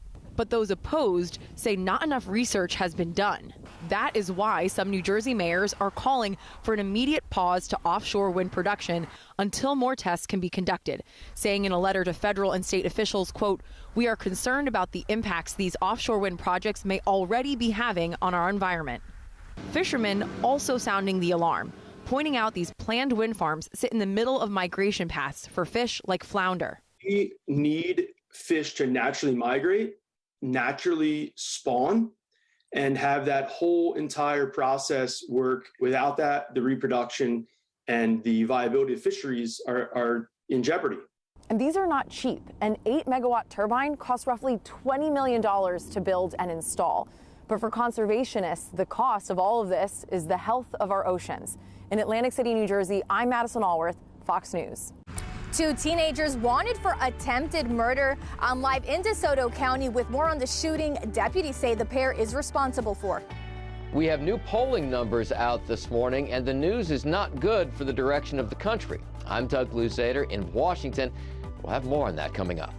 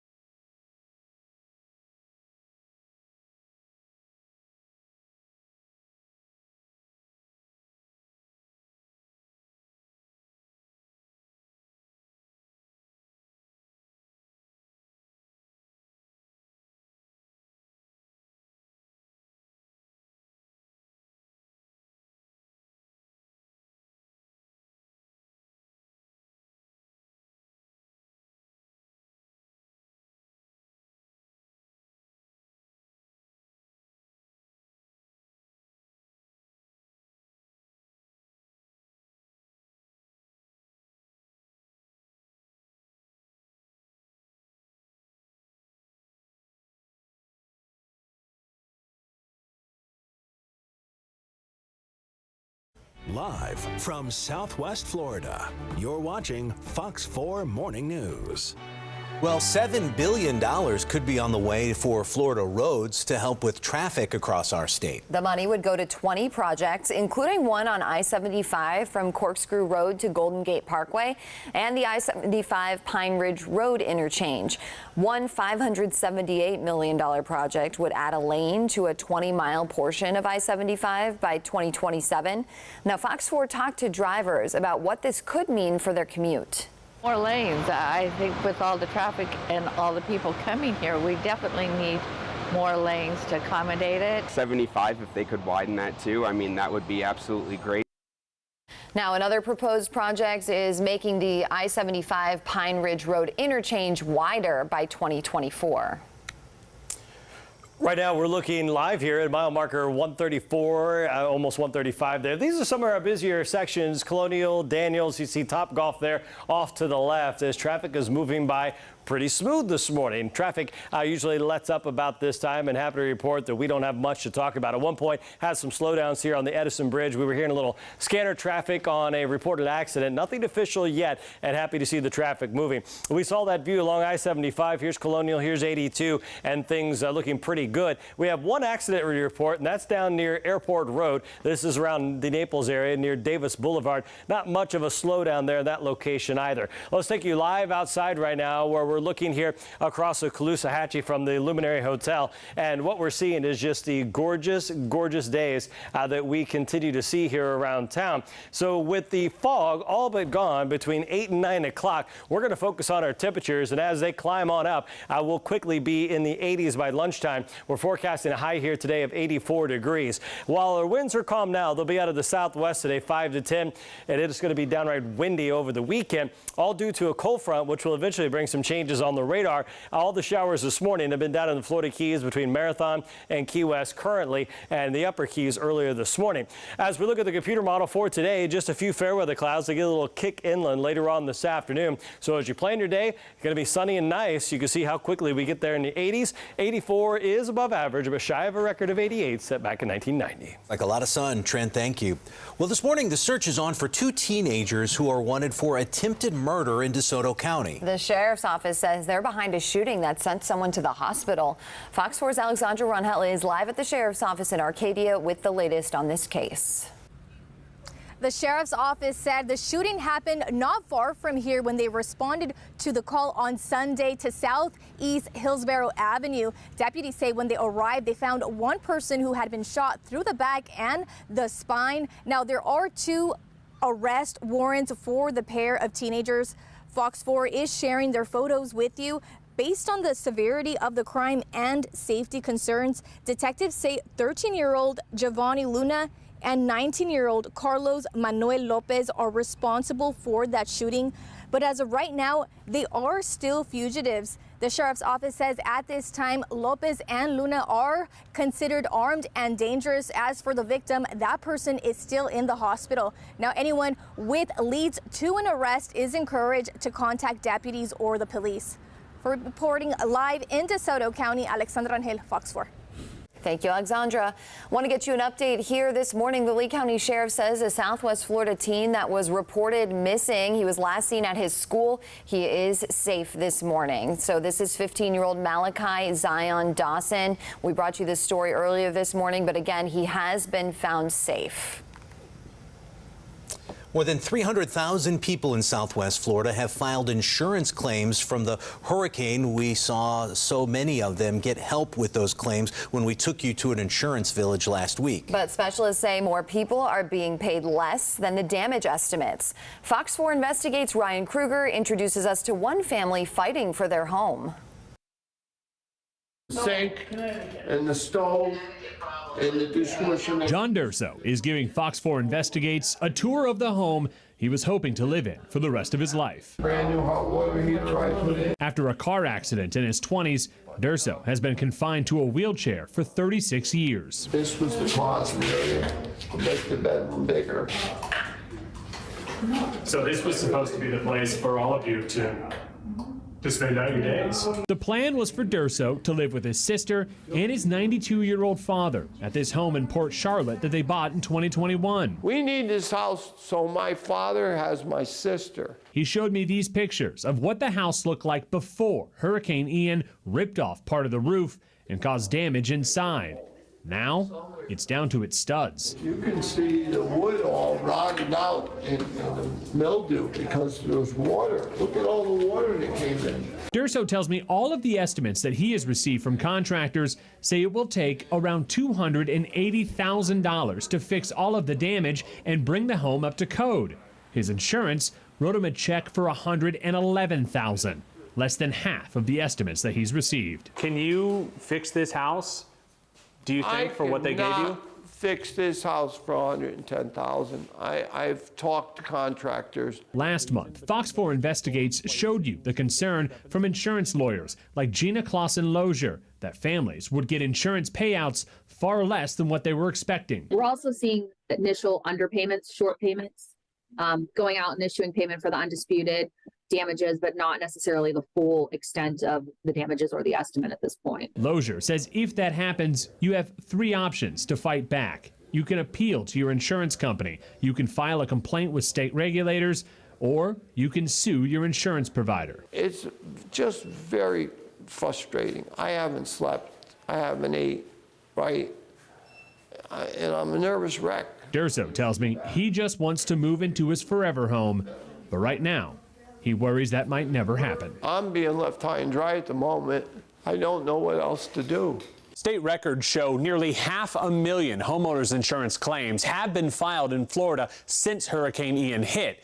But less than half of those have been paid out, but we don't know if those were all paid in full or if they were underpayments.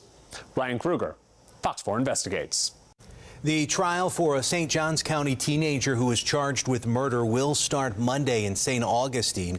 Aiden Fucci, now 16, is charged with killing 13-year-old Tristan Bailey 2 years ago. Her body was found on Mother's Day near the neighborhood where they both lived. She had been stabbed to death. Fucci was 14 at the time, and he will be tried as an adult. If he's convicted, he could be sentenced to life in prison, but since he's a juvenile, he cannot be sentenced to death.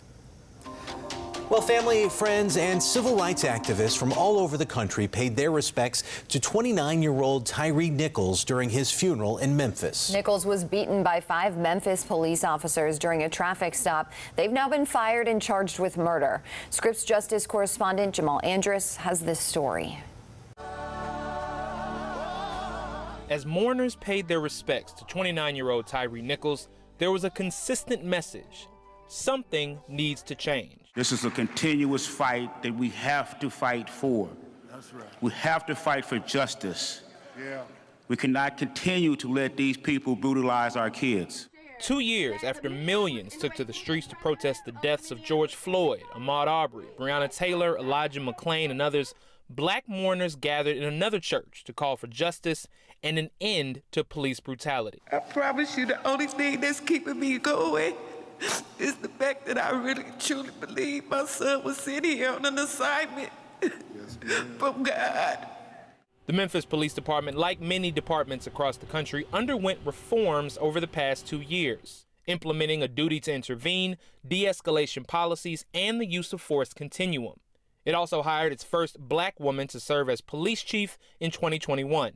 And yet the brutality has continued. I'm just trying to go home. I'm not surprised, because representation doesn't equal structural change. Dr. Charlene Sinclair is an activist and organizer with Race Forward. In 2020, George Floyd and what happened there galvanized the world. And before that, it was Michael Brown. It was Philando Castile. And so we have this historic arc of violence against our people, and in a society that really has come to accept Black death as normal and not exceptional. In attendance at Nichols' funeral were many parents who have also lost family to police violence, including the family of Eric Garner, Breonna Taylor, and George Floyd. According to the Washington Post, law enforcement killed more people in 2022 than they have in any year since the paper began keeping track 7 years ago. Al Sharpton and Vice President Kamala Harris once again called for the George Floyd Justice and Policing Act to be passed. We demand that Congress pass the George Floyd Justice and Policing Act. Joe Biden will sign it. I don't know when, I don't know how, but we won't stop until we hold you accountable and change the system. And while those in attendance called for changes in Washington, Sinclair says the answer is bigger than policy. You can't just go into a police office and say, we're going to hire more people. Not if we have not changed the fact that we're doing a whole lot of work so that the people that we bring in will see the people that they engage with as their fellow humans in the process. Jamal Andrus, Scripps News. And to pay their respects, the city of Memphis, you see it here on your screen, they lit the Big River Crossing and Hernando de Soto bridges in gold and red after Tyree Nichols' funeral. 9:40 is the time right now. President Joe Biden is now just days away from delivering the State of the Union address. And while he's hoping to unite the country, Doug Luzader showed us new polling suggests he has his work cut out for him. A lot of new polling data coming out right now, all of it showing a great deal of voter dissatisfaction about the direction of the country. President Biden taken aback a bit yesterday at a send-off for his chief of staff. When you're in the trenches of somebody, you figure out pretty quickly what they're made of. And for the president, life in those trenches is not getting any easier. A new Fox News poll shows that voter dissatisfaction has now topped 70%, with a huge shift among Democrats since the president took office. I thought this was a good meeting. New Republican Speaker of the House Kevin McCarthy sat down with the president yesterday. He may have called it a good meeting, but the two are still far apart on raising the nation's debt ceiling. I would like to see if we can come to an agreement long before the deadline. This on a day when the FBI searched the president's Delaware beach house for classified documents. The White House still providing very little information. The president and his team is cooperating fully, and we will continue to do that. And I'll just leave it there. And while 37% of voters think the president's handling of classified documents broke the law, most think it was either not illegal or just careless. And one area of wide voter agreement, 80% see the country as a dysfunctional family. That's up 10 points since 2020. In Washington, Doug Luzader, Fox News. Well, take a look at your screen. This was a rescue so epic that the dog that was trapped near a pond may get a new name.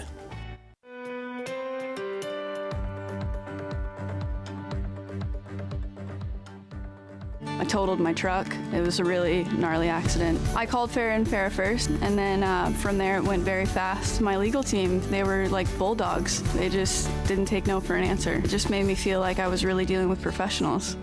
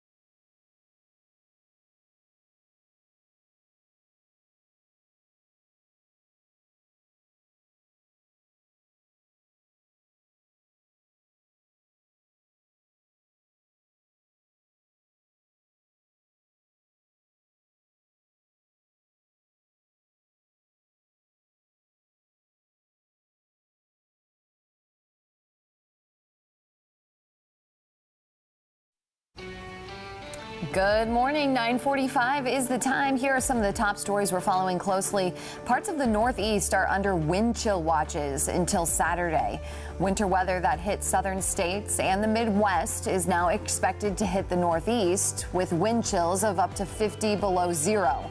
Texas was hit particularly hard as freezing rain knocked out power to more than 350,000 people. Today, House Republicans will vote to remove Democratic Representative Ilhan Omar from the House Foreign Affairs Committee for past comments critical of Israel. The resolution accuses her of bringing dishonor to the House of Representatives. Omar has said her removal is about political revenge. And this morning, Cape Coral firefighters are working to contain a brush fire near where Cetus Parkway turns into El Dorado Boulevard. They worked through the night. Firefighters say a lawnmower hit a piece of barbed wire, sparking that fire, which grew to 10 acres. They say downed trees and debris from the hurricane made it difficult for firefighters to get to. DeSoto County deputies are searching for these two teens, 13-year-old Giovanni Luna and 19-year-old Carlos Manuel Lopez. They say the two are behind a shooting on Sunday that sent one person to the hospital. The two are charged with attempted murder. Well, this morning we have video that shows a Flagler County deputy working to save a man who was in a car crash. So take a look at this urgent video here. It shows the deputy breaking into the car's window to get inside, and eventually he's going to pull the man out. Now, investigators say the man had overdosed. The deputy gave him Narcan and performed CPR until medics got there. They say after a second dose of Narcan, the man regained consciousness and he is expected to be okay. Well, a dog in Tampa has firefighters and a child to thank for his rescue. The child saw the animal stuck here in that vegetation near a pond at a park. Fire crews came out. They were able to lasso the dog, then carry him to the boardwalk. That's where animal control was waiting. Now, if his owner doesn't show up for him, they plan to name him Gil after his rescuer, and then they'll put him up for adoption. Good job there. All right, Trent, we are clear and quiet this Thursday morning, which is good to see. I know we could use some rain when we talk about the fire danger risk and whatnot. That rain is on the way, though. I must really want it to be the weekend because I thought you were about to say it's Friday, and I was really excited. Let's get you a look at what's going on here as the radar is sweeping around and not showing much at all. Matter of fact, you got to get down to the Florida Keys here to pick up any type of rain. We've seen a few showers here between Key Largo and Marathon, and they've been very light. Now, as the radar beam sweeps around, we're waiting for a better chance of rain tomorrow night. That'll be with the cold front as it slides on through, and we do need the rain. We're a little over an inch behind both in Naples and Fort Myers, and about 2 inches if you look back to December the 1st. It's been hot. It's been warm. We've been seeing our temperatures overnight 10 degrees above our average, and every day we've been going up in the mid to upper 80s. We've tied and broke a couple records this week, and this morning we're a degree or two cooler from LaBelle over to Punta Gorda compared to where we were at this time yesterday. But with calm winds and dew point values that are high, we're going to repeat the chance of morning fog again tomorrow. And the good news is by 9 o'clock, it's all gone. You can see we've got perfect 9s and 10s on the map. So as we look at today's wind, it's light still early, but it'll pick up near 10 miles per hour out of the southwest. That's going to help drive those temperatures up to 84 degrees with our sunset time coming up there at 6:11. The almanac, well, it shows the high today, the record of 88. That was set back in 1990. So while we're going in the mid 80s again, we'll be well shy of that mark. And as we look across the country, all the cold air is still off to the north. You see low 30s there from Nashville back to Dallas. And as we look at the storm system, it's still dumping a lot of ice here along I-20 and I-30 between Dallas, Fort Worth and Little Rock. And this is just a very dangerous situation. About 400,000 people without power this morning in Texas. And this threat will continue there towards Memphis as well. We're on the south side of that front. So for at least one more day, we're going to see very warm conditions as we're waiting for that front to slide on down. Here it is tomorrow evening near the evening commute. We'll see a broken line of showers. Not everyone is going to pick up rain. The clouds will stick around. And then as we look towards the weekend, our winds shift out of the northeast, and it's going to be windy. We're going to start start the weekend with wind gusts up to 30. And then after we get that little dip in the jet stream, watch what happens early next week. Here comes that ridge building back in over the Gulf of Mexico. All the cold air stays to the north, and you see the highlighted circle there over the state of Florida doesn't budge. So that means we're going to stay warm here for a majority of next week. England Marine forecast sees foot or less, inland water smooth, water temperature at 74 degrees. Here's what it looks like in your 7-day forecast. We are watching the temperatures cool down a bit over the weekend, but every day is going to be above our average of 76. And you can see how quickly we get right back there in the low to mid 80s for Monday, Tuesday, and Wednesday. Well, it's Black History Month, and Fox 4 is highlighting Black-owned businesses here in Southwest Florida. How a local restaurant is honoring important Black historical figures.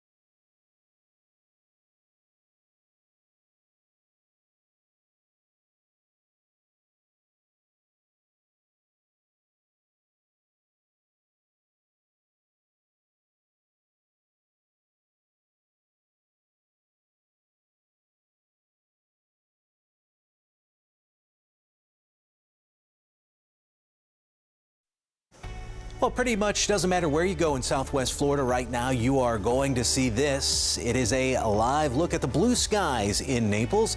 This is our camera at the Naples Bay. Things are looking great outside. It's going to be another warm one. Trent will update his forecast and let you know what you can expect as we head into the weekend in just a couple of minutes.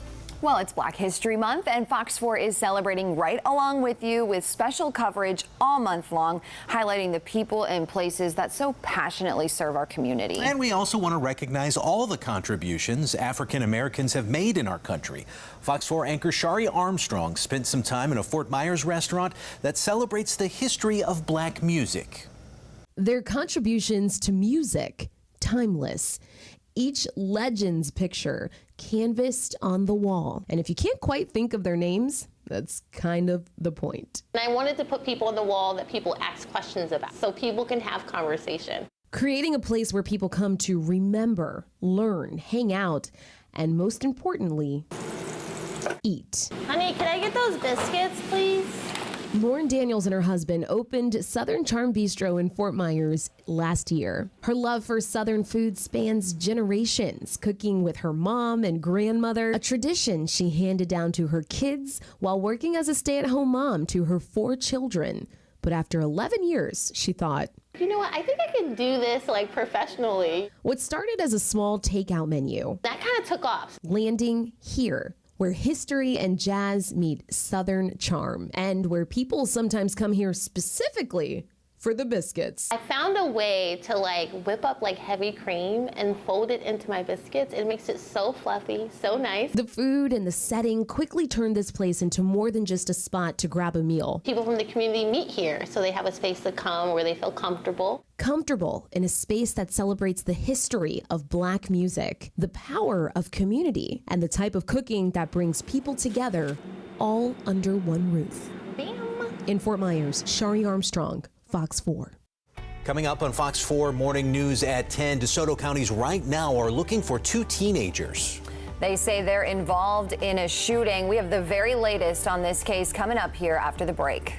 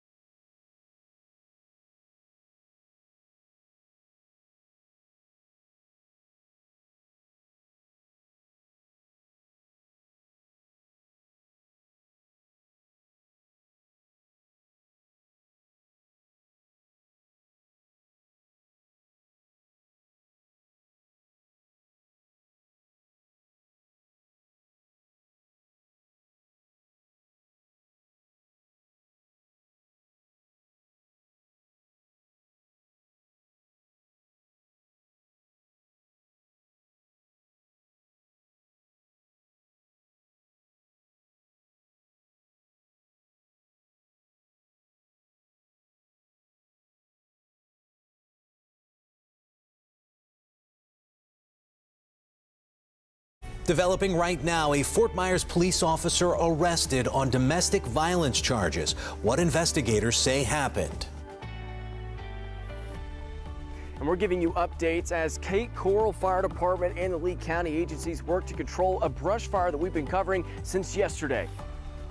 And we're hoping for a chance of rain. We're about 2 inches behind in Fort Myers since last December, and we do have a shot coming up as early as tomorrow evening. We'll have everything you need to know in your forecast. Cancer got so bad, I had to have chemo. I couldn't work through it anymore.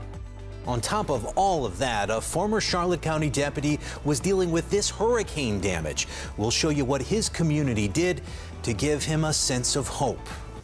Live from Southwest Florida, you're watching Fox 4 Morning News. Good morning, everybody. I'm Chris Shaw. We're going to start Fox 4 Morning News at 10 with some breaking news. A Fort Myers police officer was arrested on domestic violence charges. The arrest report says Cape Coral police arrested Steven Zuzinga at about 1 Sunday morning. Fort Myers police tell Fox 4 Zuniga is still employed by the department and has been placed on administrative leave with pay, which is department policy in a situation like this.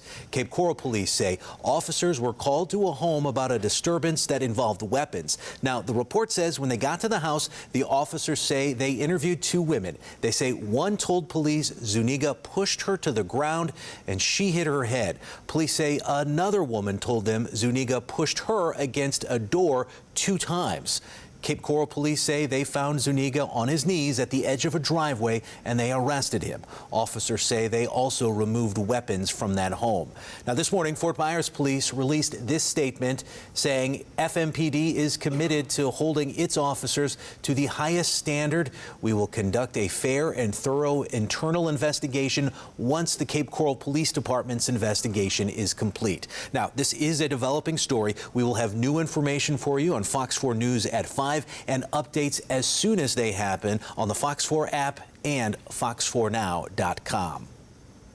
Well, 10:02 is the time right now, so let's bring in Fox 4 certified meteorologist Trent Eric to talk about the heat. It's going to be another warm one, right? Yeah, it is. We've got temperatures already this morning that are sitting a few degrees off of our normal afternoon high. You look live across the Caloosahatchee where the beautiful blue skies are being dotted now with some of those fair weather clouds, and notice there's not a lot of vertical growth at all. These clouds are pretty flat, and that means we won't see a chance of rain at all today. 76 now. Officially, the new observations coming in. That matches our average high. We're already to 80 in Ochopee, and we're all going up to about 84 later on this afternoon. Calm winds, high humidity is the recipe for fog, and we'll see that again today as we look at the live radar. A few showers down around 7 Mile Bridge and Big Pine. That's it. So as we remain dry, we look ahead at the afternoon, and you can see a few of those clouds getting a kick inland, but no chance of rain until that cold front moves through near the evening commute tomorrow. So it's all sunshine and warm temperatures. Let's get you a check of traffic. We're going to head down towards mile marker 170. This is I-75 northbound, where things are moving really smooth here this morning. And as like clockwork, the fog mixes out around 9, and then we see our traffic conditions let up as well. You look across the map, and there is no accidents right now along I-75 or Tamiami Trail. We had reports of a crash over the scanner on the 41 bridge, and as far as any kind of slowdowns, we didn't see any materialize, and you can see things really improving there between State Road 82 and Colonial. Coming up in a few minutes, we're going to walk you through the weekend forecast and let you know everything you need to know, because, Chris, there are some changes coming as early as tomorrow evening. Sounds good. We will see you soon, Trent. Well, 4 children were on a Lee County school bus when it crashed this morning. They're okay. The district tells us they were not injured. This happened at around 6:45 here at Alabama Road, just south of Paddock Street. The district told Fox 4 that the bus driver has a cut that did require some medical attention. The district says the 2 people in the car that the bus hit were taken to a hospital, but they should be okay. Right now, Cape Coral firefighters are working to contain a brush fire, and in the last hour or so, we have learned that that fire has grown. It's on the west side of town, here, just north of Pine Island Road, near the stretch of road where El Dorado Boulevard turns into Cetus Parkway. The Florida Forest Service says the fire has now burned about 20 acres. Firefighters were there all night and into the morning, and that's where Fox 4's John Barron is live right now to show us how those firefighters are doing. John. Yeah, Chris, so you did say that that's now spread to about 20 acres, but we do have some good news. It is 75% contained, and they continue to bring more forces in. Just in the last half hour, we've seen vehicles making their way up and down this road. Take a look right here. You can see that smoke has actually kind of picked up just in the last 15 minutes, but crews are hard at work. You can take a look down there, and they've been bringing in heavier dozers because they just could not cut through that hurricane debris. And right now, as far as the work that's being done, they're cutting only about 100 feet of line per hour. So it's taking a lot of work and a lot of manpower to try to make sure to contain this fire as much as possible. Now, as far as where we're located, we're just north of Pine Island, and like you were saying, this fire started after a lawnmower struck a barbed wire, and that was just near an LCEC substation. And right now, Cape Coral Fire Department, as well as some of those Lee County agencies, are working hard to try to contain this as much as possible. But according to the battalion chief, the most difficult part of this fire was actually just getting to it. That's why Lee County forces had to come in here and just help them out. So the crews are fighting this fire on the intersection between El Dorado Boulevard and Cetus Parkway. And the battalion chief also wants to remind everybody of the dry conditions we are currently facing. He also wants to remind everybody to make sure if they are close to this fire, make sure they have a 30-foot barrier around their home as a way to protect themselves and their belongings, as well as anything happens with this fire, to make sure they keep that helpful and contained. So when we talk about protecting everything, also make sure you guys take extra precautions. When you have those fire pits, those grills, and the ATVs, even anything like setting a car and starting to try to get it going on the grass, that could be a problem as well. So the necessary precautions are out there. They're asking everybody to do everything they can to make sure they contain this fire as much as possible, make sure we prevent any more from happening down into the future. For now, live here in Cape Coral, John Barron, Fox 4. Yeah, smoky behind you, John. We have team coverage on this fire right now, so let's bring in Fox 4 certified meteorologist Trent Eric, because Trent, so much of the fire and the fires we see this time of the year have to do with the weather. So it looks like the weather is actually helping firefighters today. Yeah, the winds are fairly light, 5 to 10 miles per hour. That should help keep that fire contained, and it won't blow the smoke across a large area of the Cape either. And as far as the fire danger index for today, it doesn't look much better than this very often during the dry season. Collier, Lee, Charlotte, and Sarasota County all at low, and that is because the humidity is up. It's why we got the fog in the morning, and we don't see the relative humidity low to those dangerous levels. As we look at the rainfall, though, we do need a little bit. We're about an inch behind both in Fort Myers and Naples, and the seasonal amount there since December the 1st in Fort Myers starting to approach 2 inches. Now, coming up in a few minutes, we do have a chance to pick up some rain as early as tomorrow evening. We'll let you know how much and the time coming up in just a couple. Thank you for that perspective, Trent. Now, take a look at this. The San Carlos Park Fire Protection District posted these pictures onto its Facebook page. It's dry season, and over the next couple of months, as the risk for fire grows, so does the danger for firefighters. That's why they have these fire shelters. It's basically a safety device that firefighters use if they're ever trapped in a brush fire. It looks like an aluminum foil pup tent, as you see there, and it can withstand heat and protect a firefighter from a rapidly moving fire. San Carlos Park Fire says using this, though, is a last resort. Cape Coral will get a new city manager later this year. City Council voted not to renew Robert Hernandez's contract. That happened during a vote yesterday. The city had to give 6 months notice or his contract would have renewed automatically later this month. Hernandez was hired as city manager back in 2020, and his contract will expire now in August. Well, the Cape Coral Waterway Advisory Board will get new leadership today during its meeting. One of the first items on the agenda is to appoint a temporary board chair. The former chair, Jim Collier, announced in November that he had to step down because of other obligations. The board will also give an update on the progress of canal cleanup after the storm and the status of boat ramps since the hurricane. The meeting will be at 1 this afternoon in the City Council chambers. Well, a former Charlotte County deputy who is battling stage 4 cancer had been living in a home with a damaged roof ever since Ian blew through. But that changed yesterday. Fox 4's Calvin Lewis shows us a Port Charlotte roofing company stepped up to help the former deputy and his family. This is the farthest I've been out of the house in over a week. For Brian Putman, getting out of his house is a rarity. The cancer's eating me away, and I'm doing what I can to get through it, but simple tasks are tough. Brian has stage 4 brain and bone cancer. His condition forced him to retire early from his position with the Charlotte County Sheriff's Office, where he was on the force for 22 years. cancer got so bad, I had to have chemo. I couldn't work through it anymore. Well, the radiation I was good with, but chemo was just unreal. To make matters worse, the roof on his home was damaged from Hurricane Ian. People were like, yeah, we could do this, we could do that, but then it comes to financing. My finances took a hit because after I retired, I didn't realize you had to go 6 months without a paycheck. That was until one local roofing company heard Brian's story. My partner, Derek, and I were both just like, we have to do something. There has to be something we can do. So Vogel Roofing connected with Brian. We got to learn more about his story, and you know, everyone on the team has been affected by, you know, his situation somehow personally. So we really felt compelled to help him. They've started a GoFundMe to help cover the costs of his roof replacement, as well as connecting with suppliers for donations, giving Brian some peace of mind. I mean, I hate to say it like this, but if something, the worst were to happen, at least this is the one thing I wouldn't have to worry about, leaving the burden of trying to get this done. You know?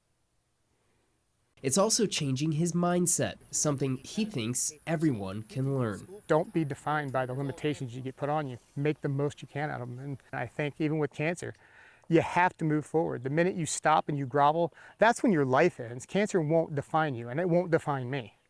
In Port Charlotte, Calvin Lewis, Fox 4. Well, this morning we're waiting on a cold front that's going to bring us a chance of rain here starting as early as tomorrow night. I will let you know about a second chance of rain coming up after the break. A 2-pack is $74, and I have insurance, so that's a very high copay. A lot of us are going through this. Drug prices have gone up this year, but a Florida pharmacist tells us price is not the only thing that's stopping some people from getting their meds. Half of our country doesn't get enough vitamin D.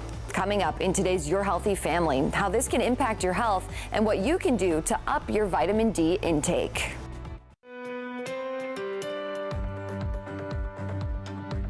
I totaled my truck. It was a really gnarly accident. I called Fair and Fair first, and then from there it went very fast. My legal team, they were like bulldogs. They just didn't take no for an answer. It just made me feel like I was really dealing with professionals.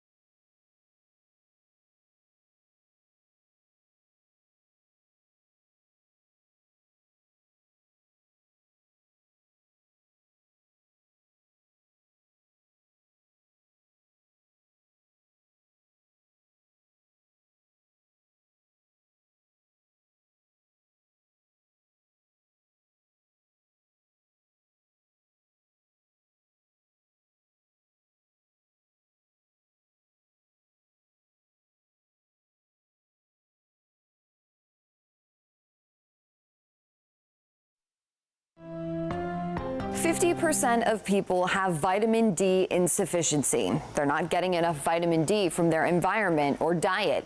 In today's Your Healthy Family, I'm showing you how this can impact your health. Vitamin D is essential to our health. Especially when we're talking about bone density, it works really well with calcium. A lot of times what happens is if we're not getting enough calcium in our diets, the body actually will decrease the calcium stores. So vitamin D kind of helps maintain those calcium stores to keep our bones nice and strong.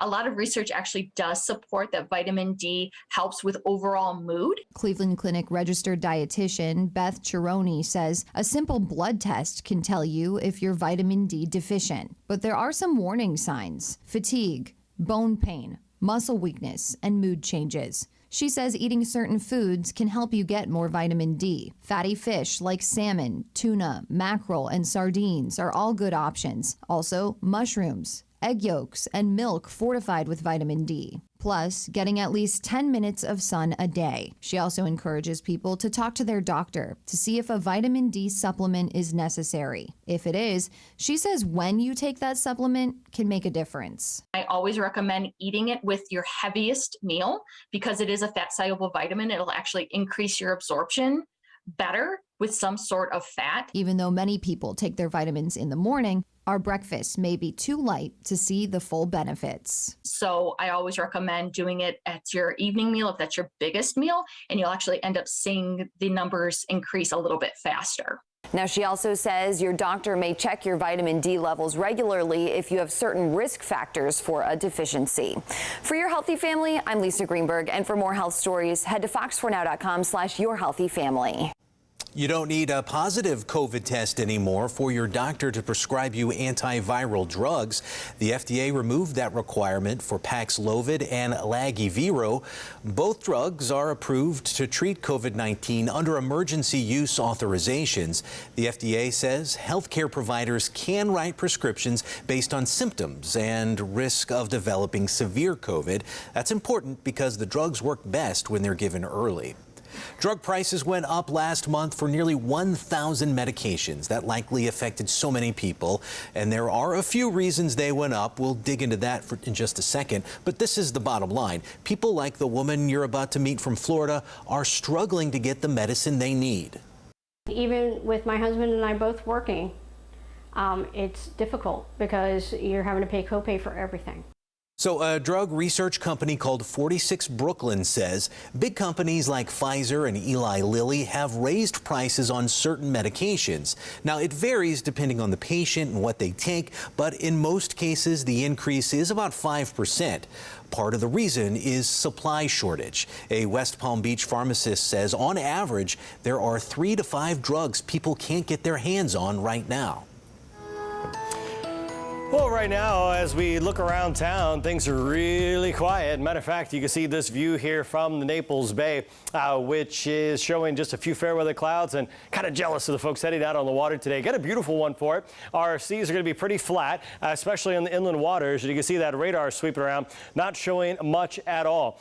Right now, as you look southbound here between Miami and the Florida Keys, you can see a couple of showers there between Big Pine, Marathon, and the 7 Mile Bridge. We're not going to see any chance of rain here until later on tomorrow night as the cold front moves through. Now, we're in our dry season, and we've been focusing a lot on the fire here in the Cape, and we're about an inch behind both Fort Myers and Naples year to date. As far as December 1st, Fort Myers is about 2 inches behind, but the fire danger index today is actually really low, and that's due to the humidity around that's causing that patchy fog in the morning. Already our temperatures at our average high, and we're only at 1020. You see the temperatures in the upper 70s to near 80 for Golden Gate and Ochopee. Our temperature change, a degree or two cooler along the Caloosahatchee, but as our winds pick up out of the southwest, we'll see those temperatures quickly getting to the 80s. You see those dew point values in the mid to upper 60s. That's a late spring, early summer feel when you step outside. And due to that and the calm winds, we'll watch for patchy fog again tomorrow. The good thing is that by 9 o'clock, it's out of here. You can see we're almost to perfect 10s across the board. So the wind will pick up today, 5 to 10 miles per hour. And with a high today expected of 84, it's what we hit yesterday. It was 2 shy of a record yesterday. Today it's 4 shy. Our record on this date set in 1990, and that was of 88 degrees. Our record low 34, and And that cold air is across the central part of the U.S. Look at Little Rock and Dallas, right there around the freezing mark of 32. And that's why they have a dangerous situation there. More ice, more sleet. Starting to taper off for the Dallas-Fort Worth area, but still hanging on there around Little Rock and Memphis, as over 400,000 people at one point today were without power there in Texas, as that weight of the ice on the power lines is really too much for the infrastructure. As far as we're concerned, we're going to go up in the mid-80s once again today, and tomorrow low 80s as we wait for that front to arrive, and you can see that happens near the evening commute. Now, it's not going to be a clean sweep, but our winds are going to shift, and once they do so out of the northeast, it's going to be windy to start off the weekend with wind gusts up to 30. You can see the dip in the jet stream here coming up Friday night into Saturday. Then look at this ridge. It comes back, and it's going to hang on as we go through Tuesday, Wednesday, Thursday of next week. And what that looks like in the 7-day forecast, warm. Our average high is 76. And you can see these temperatures going all the way in the mid-80s through Tuesday and Wednesday of next week, sitting well above average here for a while. Right now, teachers are not just teachers. They're therapists, they're being parents, and right now they're being shortchanged. More money is on the way to help with the teacher shortage, but some teachers say it's still not going to solve the problem.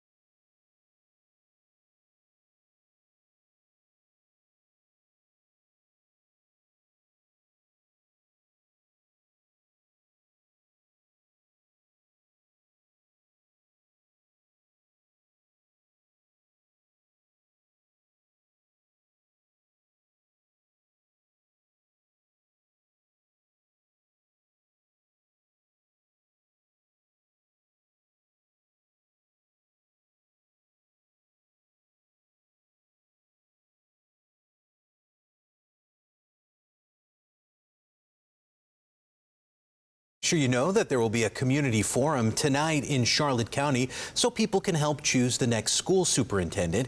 It'll be at 6:30 at Murdoch Middle School. The district says it wants input on the qualities and qualifications that are important to the community for the next superintendent. The governor's new education plan calls for more than $1 billion to be spent on teacher raises, but some teachers say it's just not enough. Reporter Stephanie Susskind with our Scripps station WPTV in West Palm Beach tells us about a new bill that would give teachers an even bigger bonus. The minimum base salary for Florida teachers right now is close to $48,000. Some of our local lawmakers want that number to jump to $65,000. They say it's a realistic and necessary step. Right now, teachers are not just teachers. They're therapists, they're being parents, and right now they're being shortchanged. They're underpaid and overworked. State Representative Gervonta Edmonds is gearing up for his first legislative session, already filing the Save Our Teachers Act to increase minimum teacher pay by more than $10,000. I don't know if we want to call this a state of emergency with inflation going up, gas, food, and rent, but this is the time more than ever that we have to invest into our infrastructure and make sure our public school foundation does not crumble. According to the Florida Department of Education's most recent data, the proposal would put the starting pay even higher than the current average teacher pay in the state, which is a little more than $51,000. If we're going to raise the starting salaries to 65, then we need to increase the salaries across the board at a commensurate level to make it, fair. Palm Beach Central High School teacher Scott Houchins supports raising teacher pay, but doesn't want his experience to get left behind in the process. $65,000 is a higher base salary than my base salary now. So it would kind of be a slap in the face for those veteran teachers, especially those of us who've been teaching 20, 25 years, if we didn't look at that. Edmonds says the goal is to lift up everyone in the classroom. This bill does not leave out our experienced teachers, which is a blessing. It will allow them to get all the bonus and incentives that they had once before. So it's really going to allow them to have a huge increase and not be on the same totem poles as someone walking in. All that additional money can go to increase teacher salaries however the districts want to do it. Governor Ron DeSantis recently announced his education platform, which includes $1 billion to trickle down to school districts for teacher pay. But Edmonds says it's not enough. We're really moving pennies, and when you include taxes, it's really not an increase. And I've seen him do amazing things for our first responders, our law enforcement, and it's time that we also reward those who are caring for our children, which is our teachers. State Senator Lori Berman, who also represents part of Palm Beach County, filed a companion bill to this in the Senate. The legislative session begins in early March. 2 teenagers wanted for attempted murder. I'm live in DeSoto County with more on the shooting deputies say the pair is responsible for.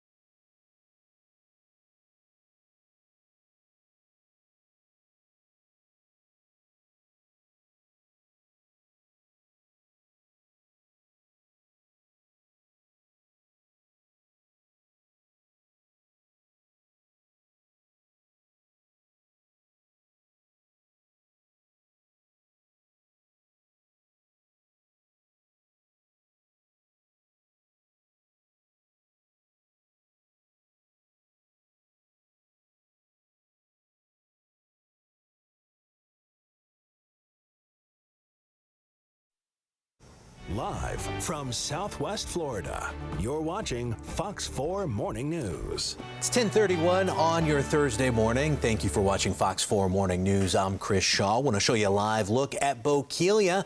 Things looking picture perfect out there as we get our day started. Blue skies, like crystal clear blue skies. I tell you what, Trent, I was out on a story yesterday in the Harlem Heights neighborhood. Spent a lot of the morning there yesterday. That's why I wasn't here on the news.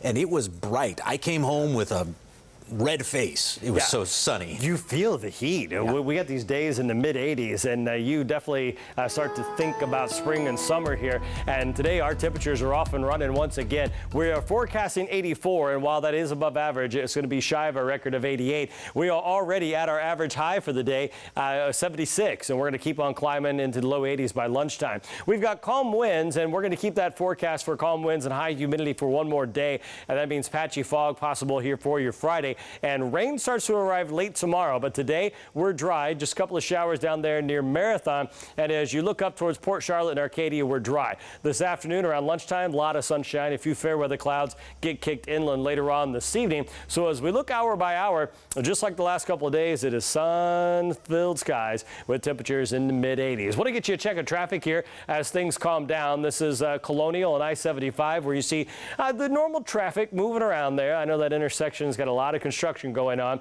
but I'm happy to report that we don't have a lot to talk about. You look at some of our hot spots, the bridge is looking good, a lot of green, and as we move out towards Colonial State Road 82, you see just a little backup there on that construction that we were looking at through our tower cam. We had one accident out here on Everglades Boulevard to the east of Orange Street. That appears to have cleared as well. And coming up in a few minutes, we'll talk more about the fog that could impact the commute as early as tomorrow morning. All right, we'll see you soon. This morning, the search is on for two teenagers who are wanted for attempted murder in DeSoto County. The sheriff's office says they shot someone and sent them to the hospital. Fox 4's Alexandra Ronhell is live at the sheriff's office in Arcadia right now to tell us where the investigation stands. The sheriff's office says the shooting happened not far from here as they responded to the call on Sunday to Southeast Hillsborough Avenue. Deputies say when they arrived, they found one person injured who had been shot through the back and into the spine. Now, 2 arrest warrants have been out for the pair of teenagers. Fox 4 is sharing their photos with you based on the severity of the crime and safety concerns. Detectives say 13-year-old Giovanni Luna and 19-year-old Carlos Manuel Lopez are responsible for that shooting. But as of right now, they are still fugitives. The sheriff's office says at this time, Lopez and Luna are considered armed.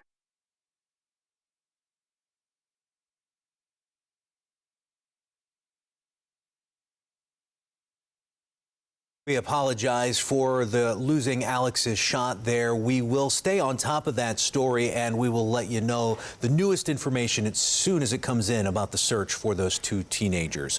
We'll stay in DeSoto County for this next story. Deputies say they arrested a man in Arcadia and charged him with kidnapping an 8-year-old boy. They say it happened at the Peace River campground last Friday night. Deputies say the boy's family told them 26-year-old Robert Barrera followed their son to the riverbank when the boy was looking for his younger sister. Deputies say the boy told them the man took his flashlight, grabbed him by the arm, and started pulling him toward the river. Deputies say the boy's father ran over and got his son. It's being called the most extensive federal report on guns and crime in more than 20 years. Ted Linder gives us a look at a report that shows a possible link between illegal gun trafficking and a spike in crime. The ongoing surge in national gun violence now being met with the results of a new study, revealing a shorter period of time between when a gun was bought and when law enforcement retrieved it from the scene of a crime. The report from the Bureau of Alcohol, Tobacco, Firearms, and Explosives, also referred to as the ATF, reveals 54% of guns recovered at crime scenes back in 2021 were bought within 3 years of the shootings. Officials estimate the spike could be caused by illegal gun trafficking or the legal purchase of a gun, which is then illegally sold to someone who can't own one. I was just clutching onto the side of the toilet, getting my feet off the ground, making sure I wasn't visible. Just Tuesday, there was an active shooter at a Target in Omaha, Nebraska. Police say a man entered the store armed with an AR-15 style rifle he legally bought from outdoor retailer Cabela's 4 days before. Officials say the man fired several rounds inside before police arrived and shot the suspect, killing him. No one else was hurt. Meanwhile, the ATF report also found a rapid increase in ghost guns, firearms without serial numbers made by private individuals. Officials were able to track down more than 19,000 ghost guns in 2021, more than double from the year before. There are certain general approaches that could help reduce gun violence: universal background checks, red flag laws, legislation to hold parents and adults accountable for children getting access to guns and then doing something horrible with them. Ted Lindner, Fox News. Well, some Parkland school shooting survivors and families of the victims are starting to talk about the new constitutional carry bill that a state lawmaker proposed. It would allow people to carry a concealed and loaded weapon anywhere without a permit, without training, or a government license. Manuel Oliver, who lost his son in the Parkland shooting and is also a gun control advocate, says the bill is an insult to Parkland families. Everything is happening 2 weeks before the 5th anniversary of the Parkland shooting, when my son received 4 shots from an AR-15, legally purchased, with a background check behind the shooter. So I think that's a slap in my face. Republicans hold supermajorities in both the House and the Senate, so the bill is expected to pass. 10:37 is the time right now. The Surgeon General says children as young as 13 should not be on social media. So this morning we're going in depth to see how those sites impact children here in Southwest Florida. Fox 4's Yvette Sanchez spoke with a retired school counselor who has studied the effects of social media on our children. The brains of kids who are on social media the most were different from the brains of kids who were not. A research study released in 2022 conducted by the Journal of American Medical Association Pediatrics section on the effects of social media and children. They're irritable, they're oppositional, they're cranky, they, feel like you've deprived them of something, the air that they need to breathe. Abby Finn, a former counselor and professor of emeritus at Florida Gulf Coast University, researching for a chapter she's writing in a book about addiction. Process addiction, not like a drug or an alcohol, more like gambling or shopping. Finn saying while the research is seen in many kids, she also saw it in her own career. I taught graduate students who you had a hard time prying their phone away from them. While Finn didn't go through this as a parent, I think it's extremely important to be monitoring how much they're on their cell phones. Who are they chatting with? Who are they gaming with? What's going on? She says not only for safety, but to make sure you have real one-on-one time with one another, making your kids better communicators after she's seen social media's effects firsthand. Students are less and less able to come into a new group, meet other new people, and it's harder for them. While Finn says there is no quick fix, we can actively do things to better social interaction, like taking social media breaks and putting the electronics down, not just for kids, but for everyone. I think because they're not approaching people face to face as much as we used to in the past. Yvette Sanchez, Fox 4. Well, the fate of TikTok in the United States may be hanging in the balance right now. Company representatives met with Republican Congressman Mike Gallagher yesterday. Now, he is the chair of the Select Committee on China. He talked about national security concerns with TikTok's head of public policy for the U.S. Gallagher says he plans to introduce legislation in the next few weeks to ban TikTok entirely, in our country at least. The company plans to hold another meeting with Gallagher to talk more about his concerns.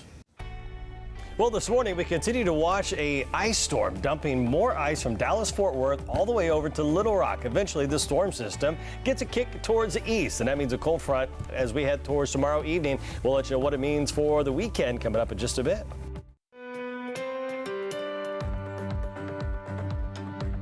I totaled my truck. It was a really gnarly accident. I called Fair and Fair first, and then from there it went very fast. My legal team, they were like bulldogs. They just didn't take no for an answer. It just made me feel like I was really dealing with professionals.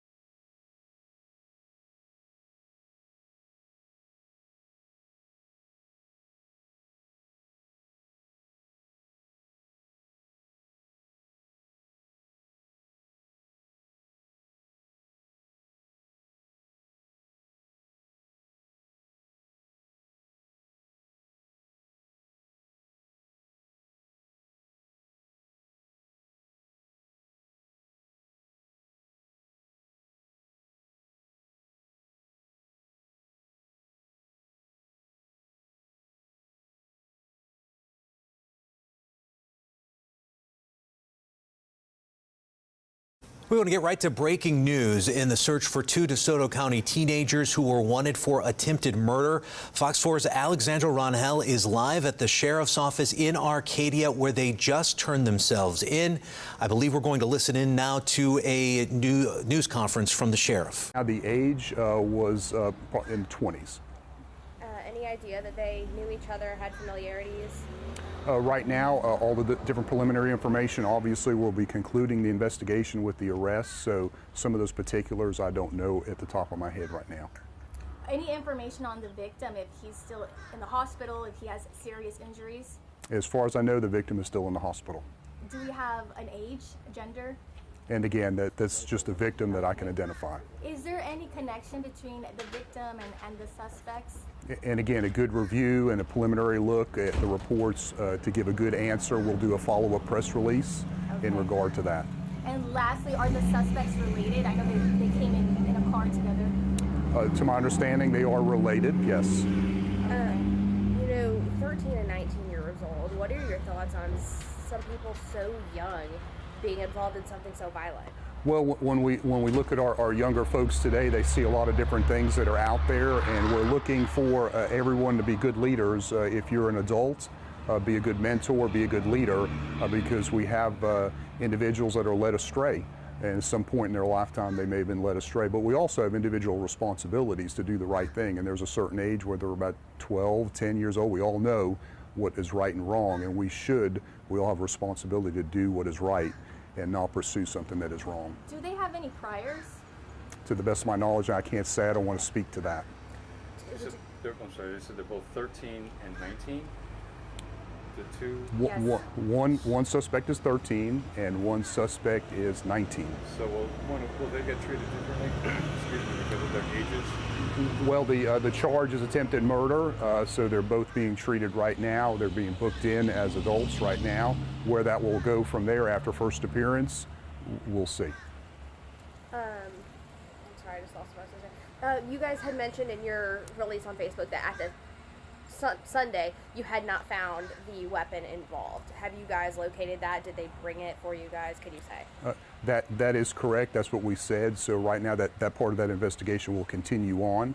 So hopefully we'll be able to locate that firearm. Lastly, I know this is a tight-knit community. I mean, how has this been? Well, it always has apprehension. Individuals always feel safe here in DeSoto County. We're a small community, lots of good people that live here. So it can knock you off just a little bit. But what's important for the public to know right now is that these individuals now are in our custody, and that the beginning of that process, judicial process, will continue on. But what's important, they're in custody now. So. Thank you so much. And you said it was Southeast Hillsborough, and what was the cross street? Near Amber K. Near Amber K. Got it. Cool. Anything else we missed? No, thank you so much for sharing the information earlier that we put out on our social media post, and thank you for coming up to talk to us today. Thank you so much. Thank you. Did you get a good picture? All right, we're good to go. Fox 4 breaking news coverage of a news conference that just wrapped up at the DeSoto County Sheriff's Office in Arcadia. There was a shooting in Arcadia Sunday evening. Deputies arrived at the scene to find someone on the ground who had been shot. That person was taken to the hospital and is still being treated right now. Immediately, Sheriff's Office deputies began looking for a couple of people who they believe did the shooting. They sent out an alert yesterday about 13-year-old Giovanni Luna and 19-year-old Carlos Manuel Lopez. They considered them armed and dangerous. We just got word within the last few minutes that within the hour, those two suspects turned themselves into the DeSoto County Sheriff's Office. That is according to deputies.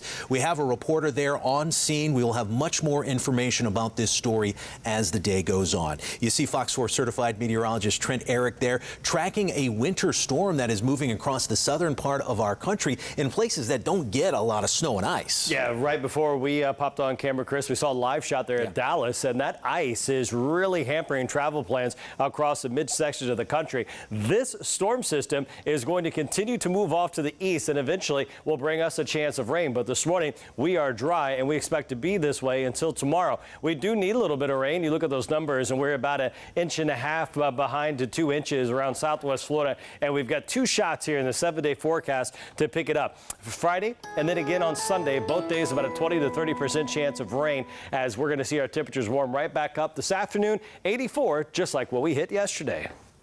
Well, it's Black History Month, and Fox 4 is highlighting Black-owned businesses here in Southwest Florida. We'll tell you how a local restaurant is serving Southern food with a side of music history.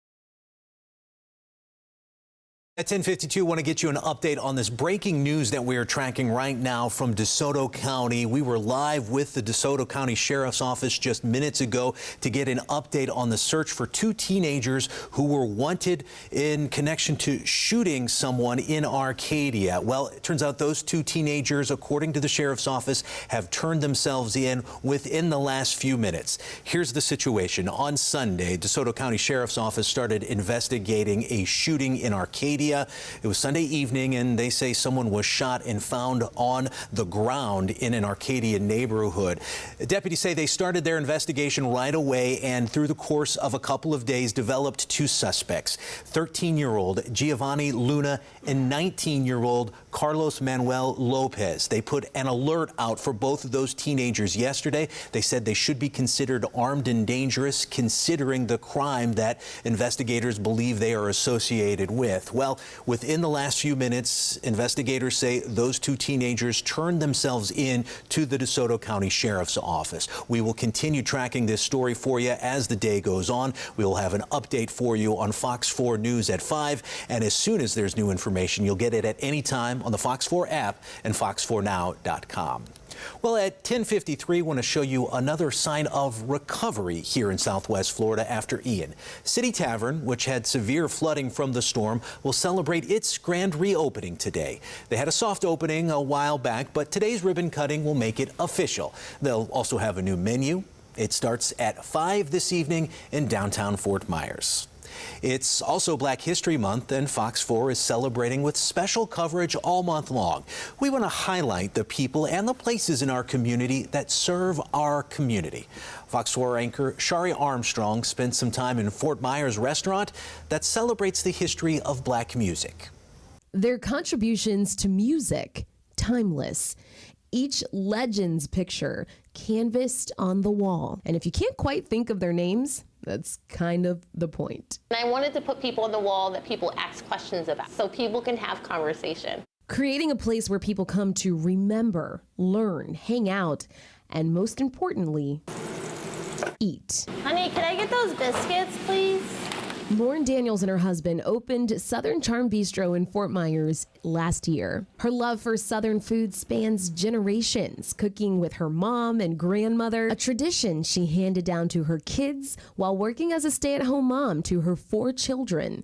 But after 11 years, she thought, You know what, I think I can do this like professionally. What started as a small takeout menu, That kind of took off. landing here, where history and jazz meet Southern charm, and where people sometimes come here specifically for the biscuits. I found a way to like whip up like heavy cream and fold it into my biscuits. It makes it so fluffy, so nice. The food and the setting quickly turned this place into more than just a spot to grab a meal. People from the community meet here, so they have a space to come where they feel comfortable. Comfortable in a space that celebrates the history of black music, the power of community, and the type of cooking that brings people together all under one roof. Bam. In Fort Myers, Shari Armstrong, Fox 4. Love to see local success stories like that. We wish all the best to that restaurant. All right, let's bring in Trent for one last look of the weather right now. Trent, I know you're talking about more heat today, but things are going to be changing soon, huh? Yeah, tomorrow we get a cold front, going to bring us a chance of rain. 84 degrees here this afternoon as that wind's going to be southwest. Just like yesterday, we'll be warm, and then tonight, patchy fog. You've heard this story before, right? Finally, we get some changes, and this happens late tomorrow. Cold front's going to bring that shot of rainfall near the evening commute, and then Chris, Saturday, I just want everybody to know, not only is it going to be a little cooler, but windy. Seats 77 and sunny. Well, thank you so much for joining us today. Have a good day, and we will see you tomorrow morning.